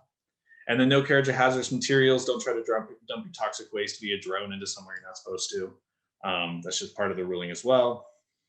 So, because again, we are talking about Texas. Texas has specific laws. And then the way this hierarchy works is the federal law overarches everything, because once you're in the air, you are dictated by the FAA. They have the authority to regulate all of the airspace in the United States. However, if they say something is okay, but a state specifically prohibits it within their state, then the state can add more restrictions onto it, but they cannot say you can fly somewhere where the FAA says you cannot. Does that make sense? So they can add more specificity, but not negate a federal rule. So in Texas specifically, they have places where you cannot fly, which normally is not really addressed in the FAA. So that's detention facilities, correctional facilities. It is also in state parks, except for a specific few here at the Parks and Wildlife. It's down there at the bottom at Texas Parks and Wildlife policy. You cannot use the drones to hunt, drive, capture, take, or count photography of any lawful or any wildlife, except with aerial management permit. So they want you to get a specific permit to do that. Additionally, let's see, what was it? This is a big one, because sometimes you'll get local municipalities that think they have power, but it's not really enforceable. There's 2 cities that come to mind in DFW that I've had to talk to police officers when doing certain flights and say like, hey, I understand this is what the municipality says, but this is not actually an enforceable policy. But it prohibits local governments from regulating UASs except for during special events. So, this happened really on the onset when commercial flying became really prominent, when like the Phantom 2, Phantom 3s came out, Phantom 4s. And so you started to see this big explosion in 107 licenses, and people were just flying all over the place. You would have these towns that come and say, hey, no, we want a no flying, no drone zone, no flying in our city. Well, they can't do that, right? If the state says it's okay to fly and you're following FAA regulations, they can't tell you can't fly because they don't get to regulate the airspace. Does that make sense? So that's another specific thing. So if you have some police officer that comes out and says like, hey, this is city policy, that doesn't really do much for them. Let's see what this says. Okay. On-site considerations. So when you're on site, this happens a lot to me. I have to take this into account. I almost always exclusively take off on grass because of this, but invisible metal objects can cause severe amounts of interference. Also open Wi-Fi, as it turns out, sometimes. You want to be wary of rebar and exposed metal that is right by where especially when you're turning your drone on in the initial, when it's trying to calibrate its GPS, because that can really cause problems. So you want to be very careful of metallic interference, cell phone towers, things that are going to give off distorted RF frequency. Also, like if you're near a squad car, a police officer squad car, or somebody that has some vehicle that has some kind of radio telecommunication on it, that could potentially cause interference. So just keep that in mind. And that is when your GPS gets messed up, you may not realize it at the moment, but down the line, it can cause a big problem. So, that's when you're getting onto site, the first thing I look for is any kind of like potential metal interference. So the wind and weather conditions, the way that I triage whether or not I'm going to fly or not is I check the OEM flight parameters of my drone. I fly a lot with the Skydio 2, and that has a 23-mile-an-hour cap on sustained winds, and I think it's like 27 gust. I don't like flying it at over 20 because it just gets sketchy and my data is not very good. But you got to check your OEM flight parameters, because the bigger drone you have, the lower the power to weight ratio, and it may not be able to handle as much gusting winds. Also, keep in mind too that if you're using something like maybe a Matrice 600 or one of the much bigger drones, and you have a heavier than normal payload, that will reduce the amount of wind that it can sustain because it's struggling more to keep in the air. I always check weather conditions for 24 to 48 hours out, especially like out. I work a lot in West Fort Worth, like I said, and the wind out there can be savage, and you don't really know what it's going to be. So I had to do a lot of flexibility around whether or not, it's gotten really windy throughout the day. So I'm constantly checking wind charts. 24-hour Lance lead time, depending upon where you are, and you want to check again. This has happened to me a couple of times where I wanted to fly over by Alliance Airport, and they did not allow my Lance flight because I submitted it sooner than 24 hours to my flight. So some areas, depending upon the restrictions of the actual the airport that you're going to be around, or the area that you're going to be around, it may require you to submit your Lance request 24 to 48 hours out. So, giving yourself like 3 days, or at least as much notice as you can, to plan your things out as soon as possible, so that if something gets gummed up, it's not because you waited a little too long. And so, on that note too, you also really want to allow flexibility. You cannot control everything. This past week I was out in Haslett, and the wind gusts went up to about 30 miles an hour. Can't fly those houses. Had to reschedule some appointments. There's nothing I can do about that. What am I going to do? Crash my drone? Most people are understanding. They understand if you have a legitimate reason, but ultimately, as the pilot in command, you are responsible for the choice. If you fly when you weren't supposed to, it's not your client's fault for asking you to fly. It's your fault for saying yes. So allow for flexibilities. And also, I carry a wind gauge with me especially in like some of these neighborhoods with taller houses. You'll have in between the houses or on the streets, the wind will be different than maybe up above the house, especially with making little channels and such. So I like to check the wind conditions of exactly where I'm taking off to make sure that I haven't put myself in some kind of like wind tunnel environment. Required waiver information. This is information you should really have at all times when you're getting ready to fly your flight, and that's longitude and latitude, your flight path, your maximum altitude, how fast you intend on going, the time of flight, so that's the estimated start and stop time, when the flight is to be conducted, and then your registration information. Always have your registration information on you. When you register your drone through the drone zone, the FAA drone zone, I print out the registration information. I have a little folder with me that has my registration information. It has my test confirmation score, because you don't get after you renew your 107, you don't get a new license. You're supposed to carry the actual paper that says like, hey, this is what I got on my score and what have you. I carry my insurance information if I'm being insured through my own company. Any information that if an FAA regulator were to walk up and they wanted to see anything, they could right then and there. And that's the best way you can protect yourself from people that want to come in and try to shut you down. Also, if you have like a paper authorization, they'll email you a sheet of authorization. So required personnel, typically a two-man team is typical. I don't always use a two-man team, but it's always easier when I do. So you're supposed to have visual line of sight of your drone at all times. As the pilot in command, you can operate as your visual observer. That means, though, is if it goes to the other side of the building and comes back around, you got to walk with it. You got to keep going with it. You got to make sure you're constantly tracking it in the air. If you have a visual observer, though, you can utilize them so you can stay focused on, let's say, your screen or what have you on the tablet. Also, if you're using very large, doing very large projects, like, doing a whole neighborhood worth of flights and whatever, typically the data can get very big very quick, especially if you're taking high resolution data. So with bigger projects, I add this in. I think that like a position of a data integrity specialist is really nice, because not that you couldn't manage the data yourself, but if you can constantly be swapping out SD cards in your drone and getting them downloaded into a safe area, because SD cards get lost sometimes, that can really help where they check your data, where you've got it offloaded, where you've got it compiled where it's supposed to be, because you may more than likely will have a laptop on site for larger projects like that. So keeping that in mind of having somebody that's constantly back checking your data, because if you go super far into your project and then you realize some of the flights from the beginning of the day were not good and didn't get what you wanted, you're now behind because you've taken the whole day or what have you.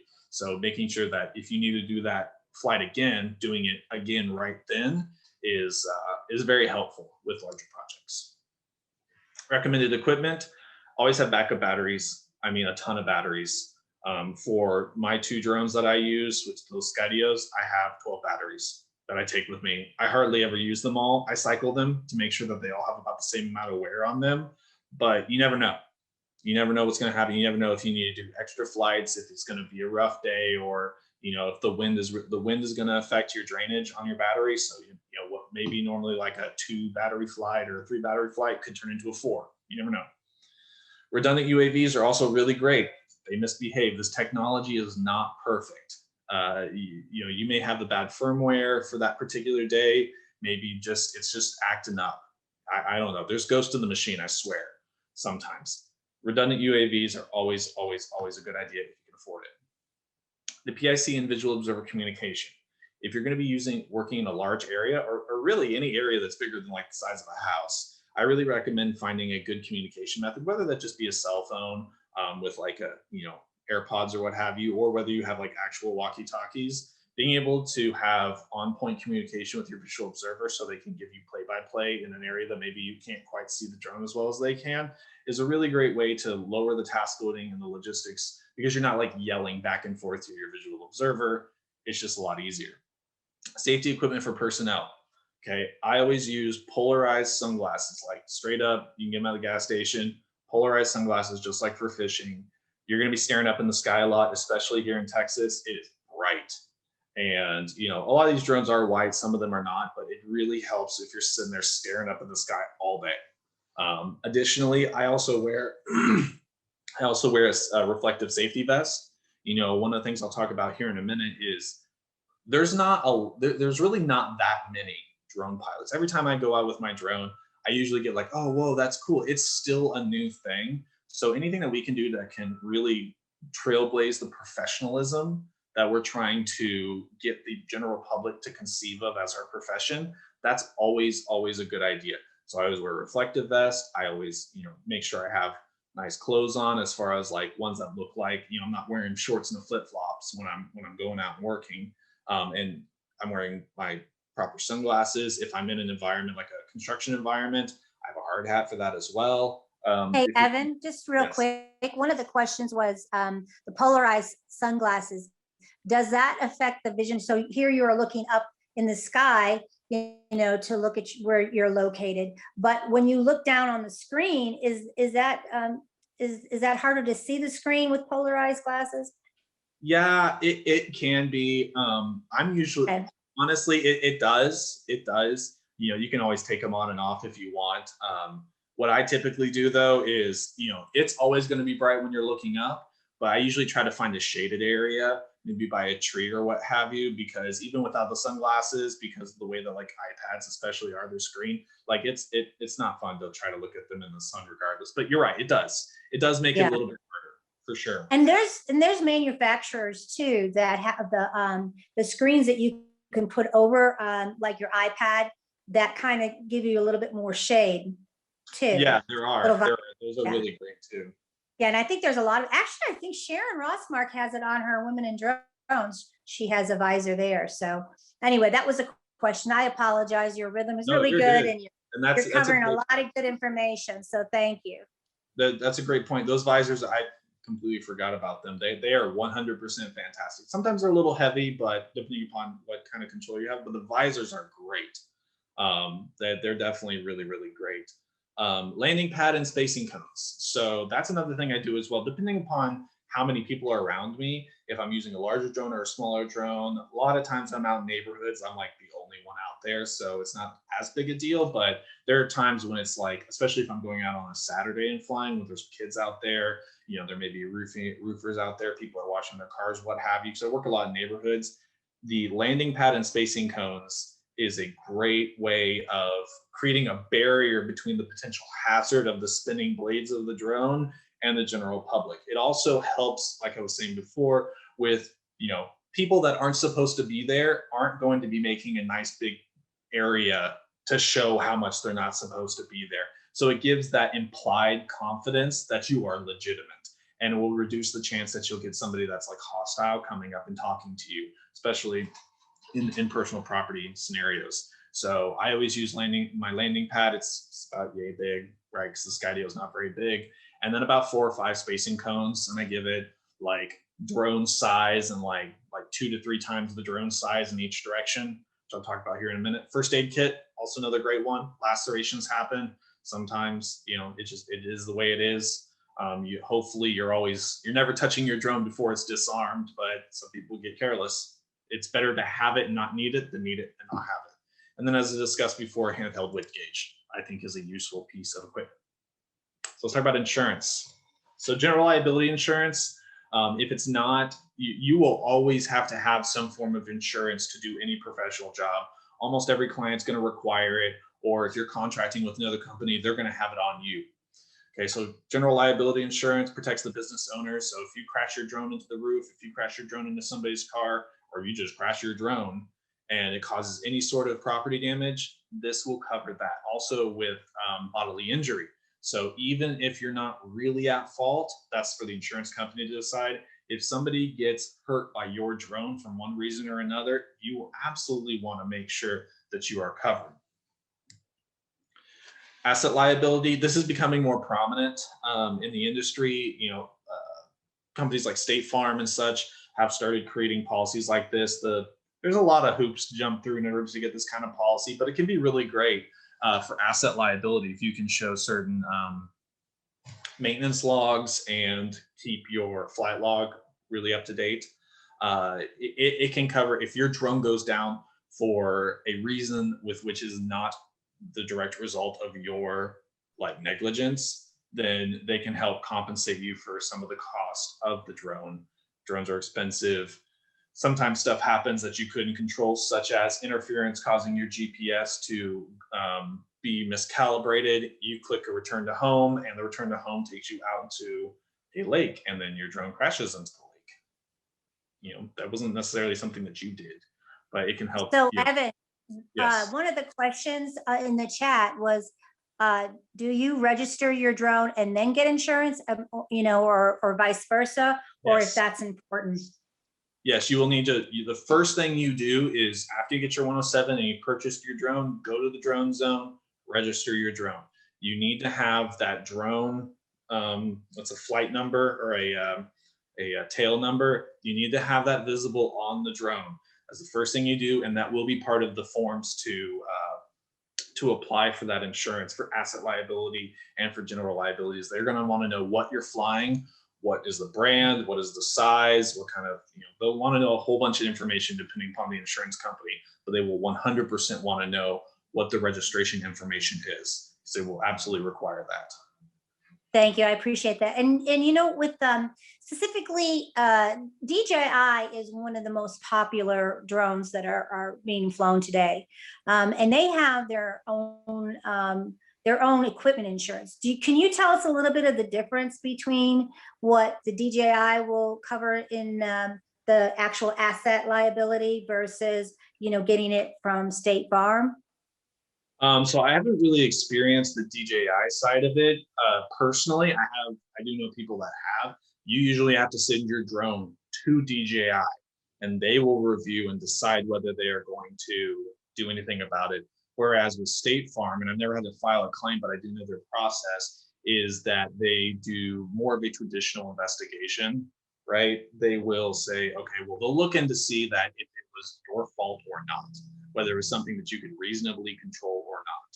And at that point, so you'll get more of like a traditional appraisal or adjustment to your claim as to whether it was your negligence or what have you, which is why having as much paper information about your flight planning, when you flew, how you flew, the conditions that were in the area when you flew, and everything, it is absolutely as like it'll protect you as much as possible. So I'm not overly familiar with how much information DJI collects. I just know that with the traditional insurance that it's more familiar as far as like you send in all the information you have, everything that happened, they kind of make a determination and you hope for the best. So pre-flight planning. So you've booked your client, you're on site or you're getting ready to go on site and you want to begin. So your visual observer, you want to position them properly, assuming that you're doing a 2-man or more team.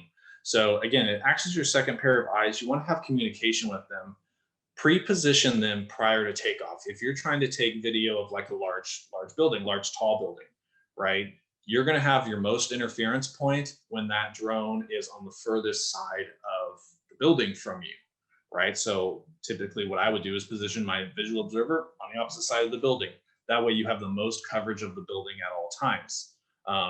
Also, if you are planning to go a pretty long distance, let's say down a pipeline or down a road or what have you, I would put them halfway to the end of the point so that they can, look right and see it coming towards them, and then look left and see it going away from them, up to the point where they can still make reasonable, there's 4 attributes to visual line of sight. That's altitude, attitude, speed, and direction. And so as long as they can tell those 4 things, then, that's how far they need to be. And then your launch site, as I discussed earlier with the cones, it creates a buffer between you and the public. So if you're in an area that's like what was discussed earlier about being at the fairgrounds, right? If there's other bunch of people there, I'm sure that somebody was watching his drone. Somebody was, right? If there was more people there, you're probably going to attract a lot more attention.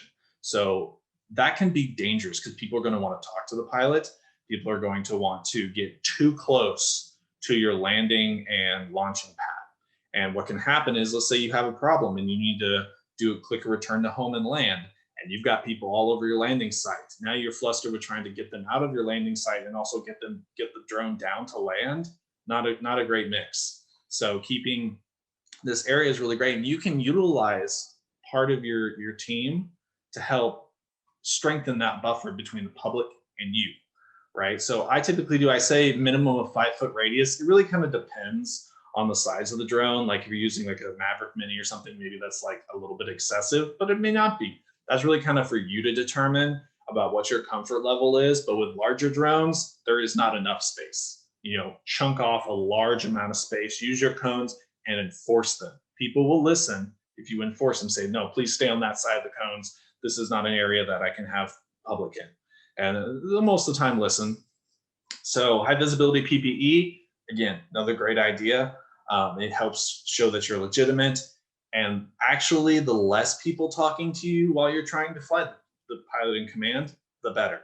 If you have someone like a visual observer there or any kind of support people, let them talk to the public. Let them be the interface between you and distraction. So so connection planning, again, depending upon the drone and depending upon the type of mission that you're doing, you may need to take additional considerations on how you intend on maintaining a remote control link to your drone, and whether or not you're going to be streaming your data down, how much you need to see while the drone is in the air, and whether or not it's going to be logged up in the air and downloaded or streamed and downloaded directly. And so your power of the antenna connection system will determine pretty much how far you can go. Frequency, so if you're using 2.4 or 5.8, 2.4 is Bluetooth, 5.8 is Wi-Fi. the difference being half. So 5.8 is going to give you half the range, twice the data. 2.4 is going to give you twice the range, half the data of each other. And so you want to take that into consideration. If you plan on going pretty far out and you still want to get data, you may go to non-FAA, like specifically licensed widgets. So even if you're using a DIY drone or something like that, they could be using not Bluetooth, not Wi-Fi. They could be using like a 1.9 gigahertz, a 1.3 gigahertz, a 900 megahertz. What does that mean? It's continuously less data, but more range, right? It doesn't take a lot of data to get your drone to go left, right, up, and down. That takes a very minimal amount of data, and there might be like some small delay. Where the data really starts to become large is when you're streaming video, right? So planning out, okay, I need to go a certain distance, or I need to get X amount of data down in a certain refresh rate, that can really change the considerations that you have.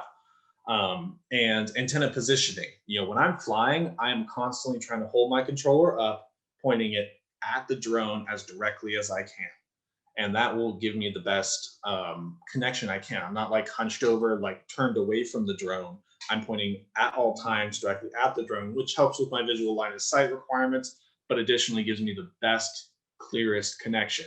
Because again, if you have a lot of interference in your area that you can't help, you need to do everything you can to try to reduce its effect on what you're going to be having to deal with.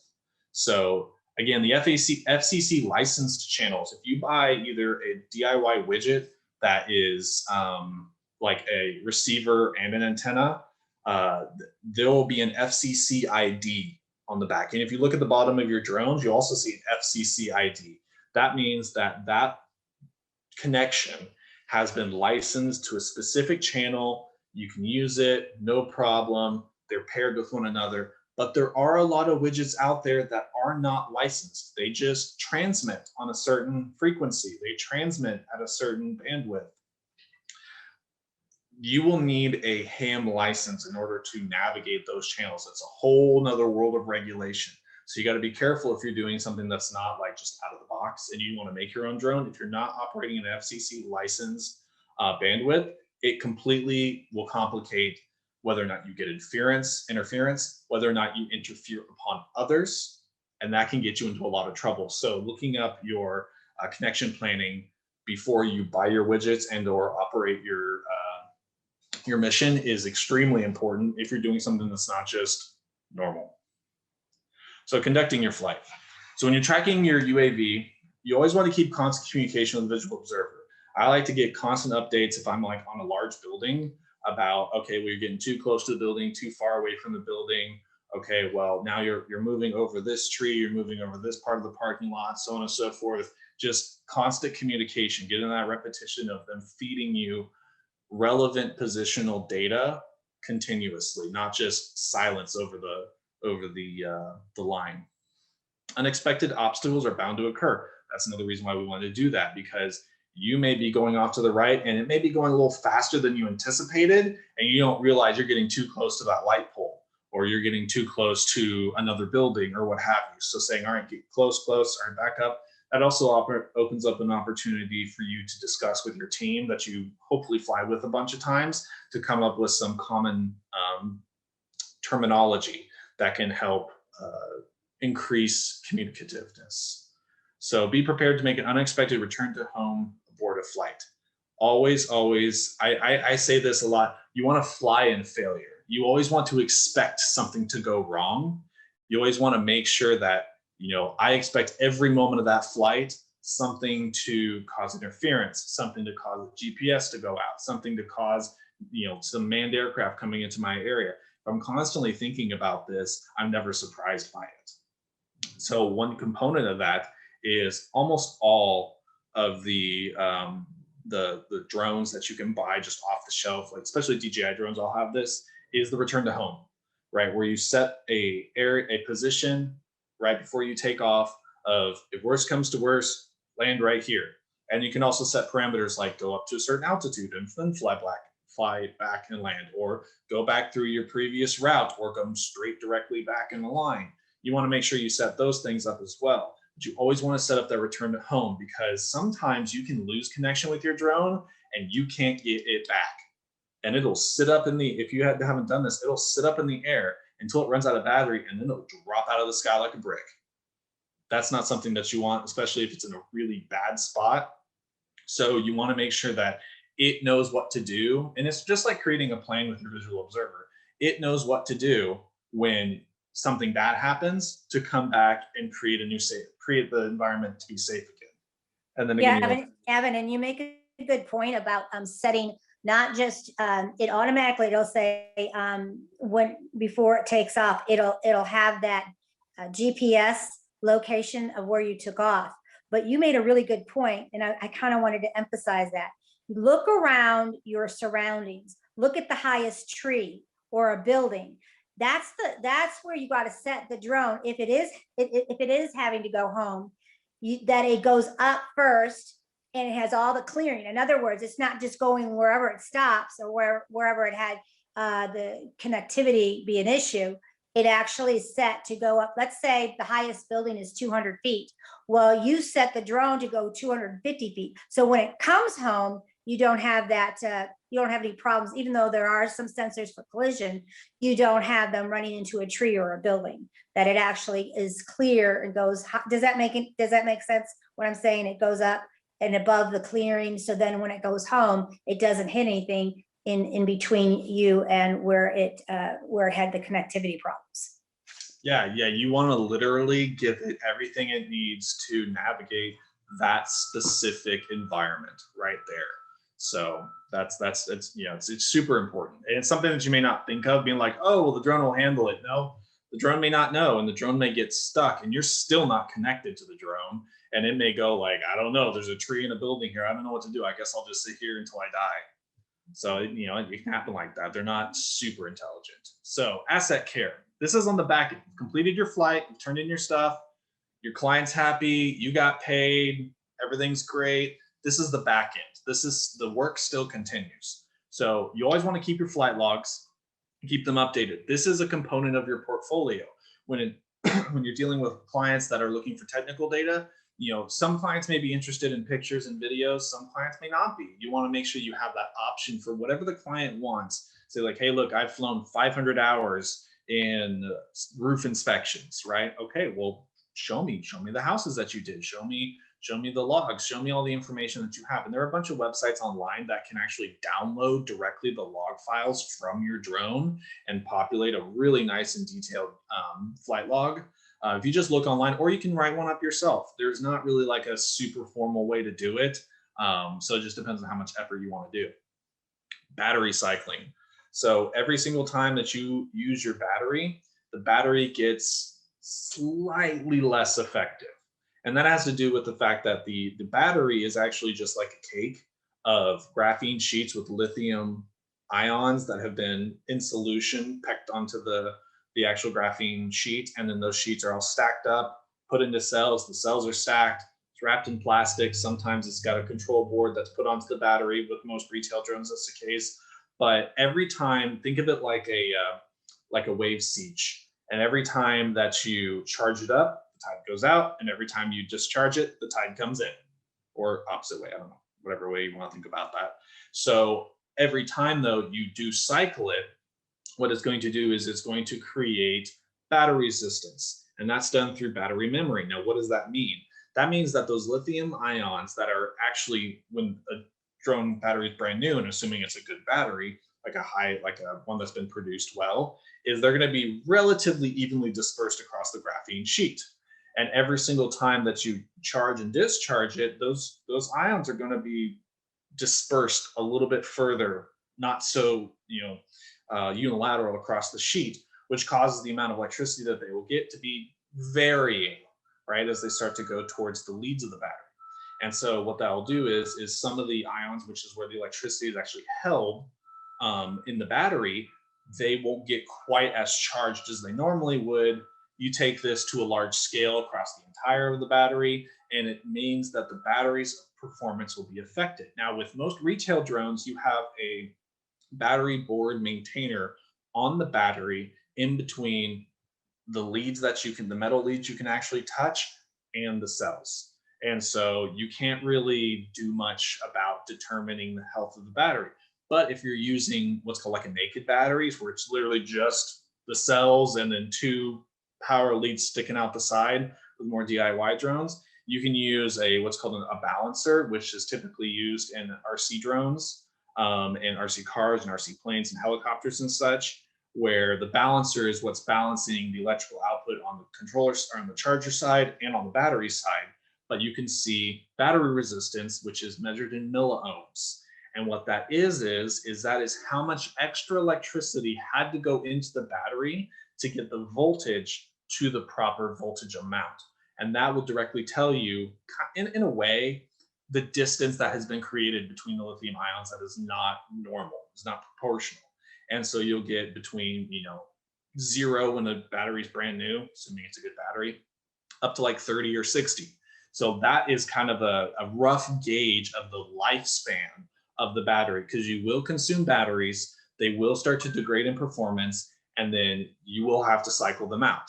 Now, all my batteries that I use are all labeled, but depending upon the round in which I bought them. So if I buy 5 batteries at once, I do A1 through 5. If I buy another pack of batteries and I do 5 more, I do B1 through 5 and C1 through 5 and what have you. So I have like classes, certain waves of batteries, and I can manage them. Also, every time I cycle them, I put tape on them. It's just painter's tape, and I dash them every time I've cycled them. And, if they're retail batteries that have that interface board between me and the leads, and I can't really tell the milliohms directly, I'll look for performance on them as best as I can, but I generally have like a 30 to 60 cycle, depending upon the battery. And then I look at maybe getting them replaced or using them just as backup, right?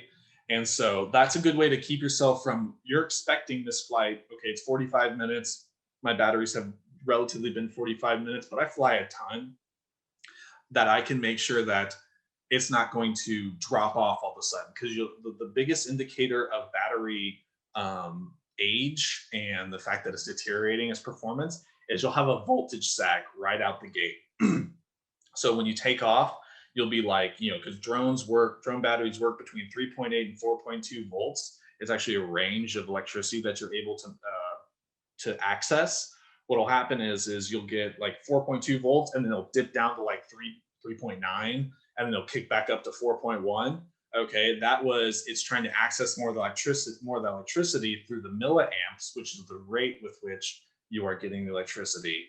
And because it's pulling too many milliamps, too much volume, it causes the strength of the electricity, the voltage, to dip momentarily and then come back up as the amount of electricity you're pulling out decreases. So that's a big indicator. If all of a sudden you see like it go, like you can even see it on retail drones. If you like at 100% battery, you take off and all of a sudden you're like 85% battery, and then all of a sudden you're at 88% battery, that's a really good indicator that your battery is on its last leg.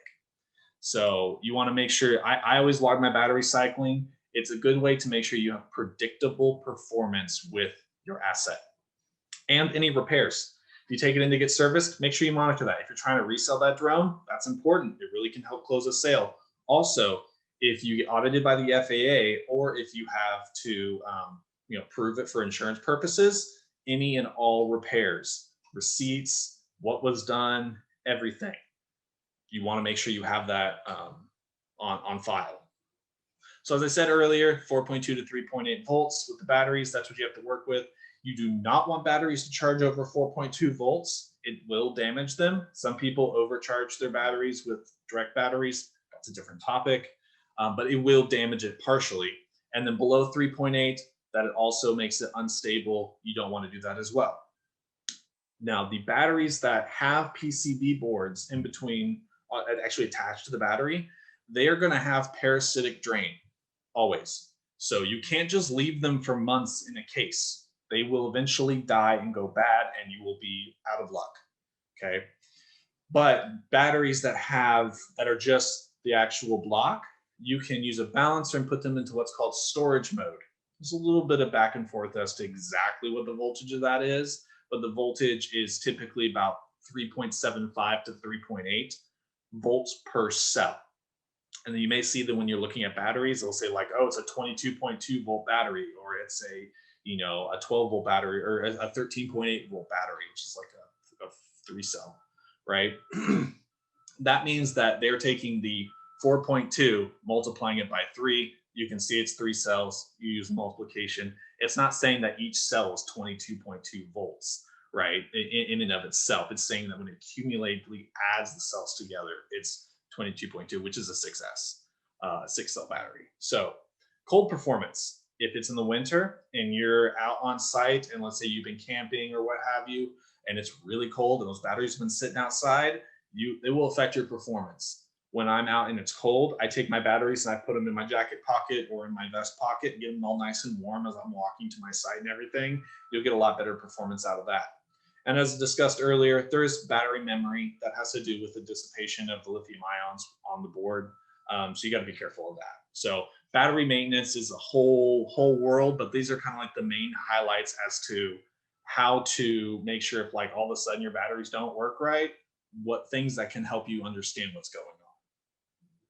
The last thing I'll talk about is if you're flying a lot, this happens a lot with racing drones, but it can happen with commercial drones as well, is bearing maintenance. The reason I bring this up is because drones for the most part are solid state devices. They don't move, right? They have the little gimbal, but again, those are bearings. But the main part that moves every single time you fly it, the whole time it's flying, is the motors. And the motors are held together by the bearings, right? Now there's different classes of bearings. You can get ceramic bearings, you can get normal bearings where they have seals or not seals or what have you. But something to look out for is you may want to implement on your own fruition you replace your bearings every so many hours of flights.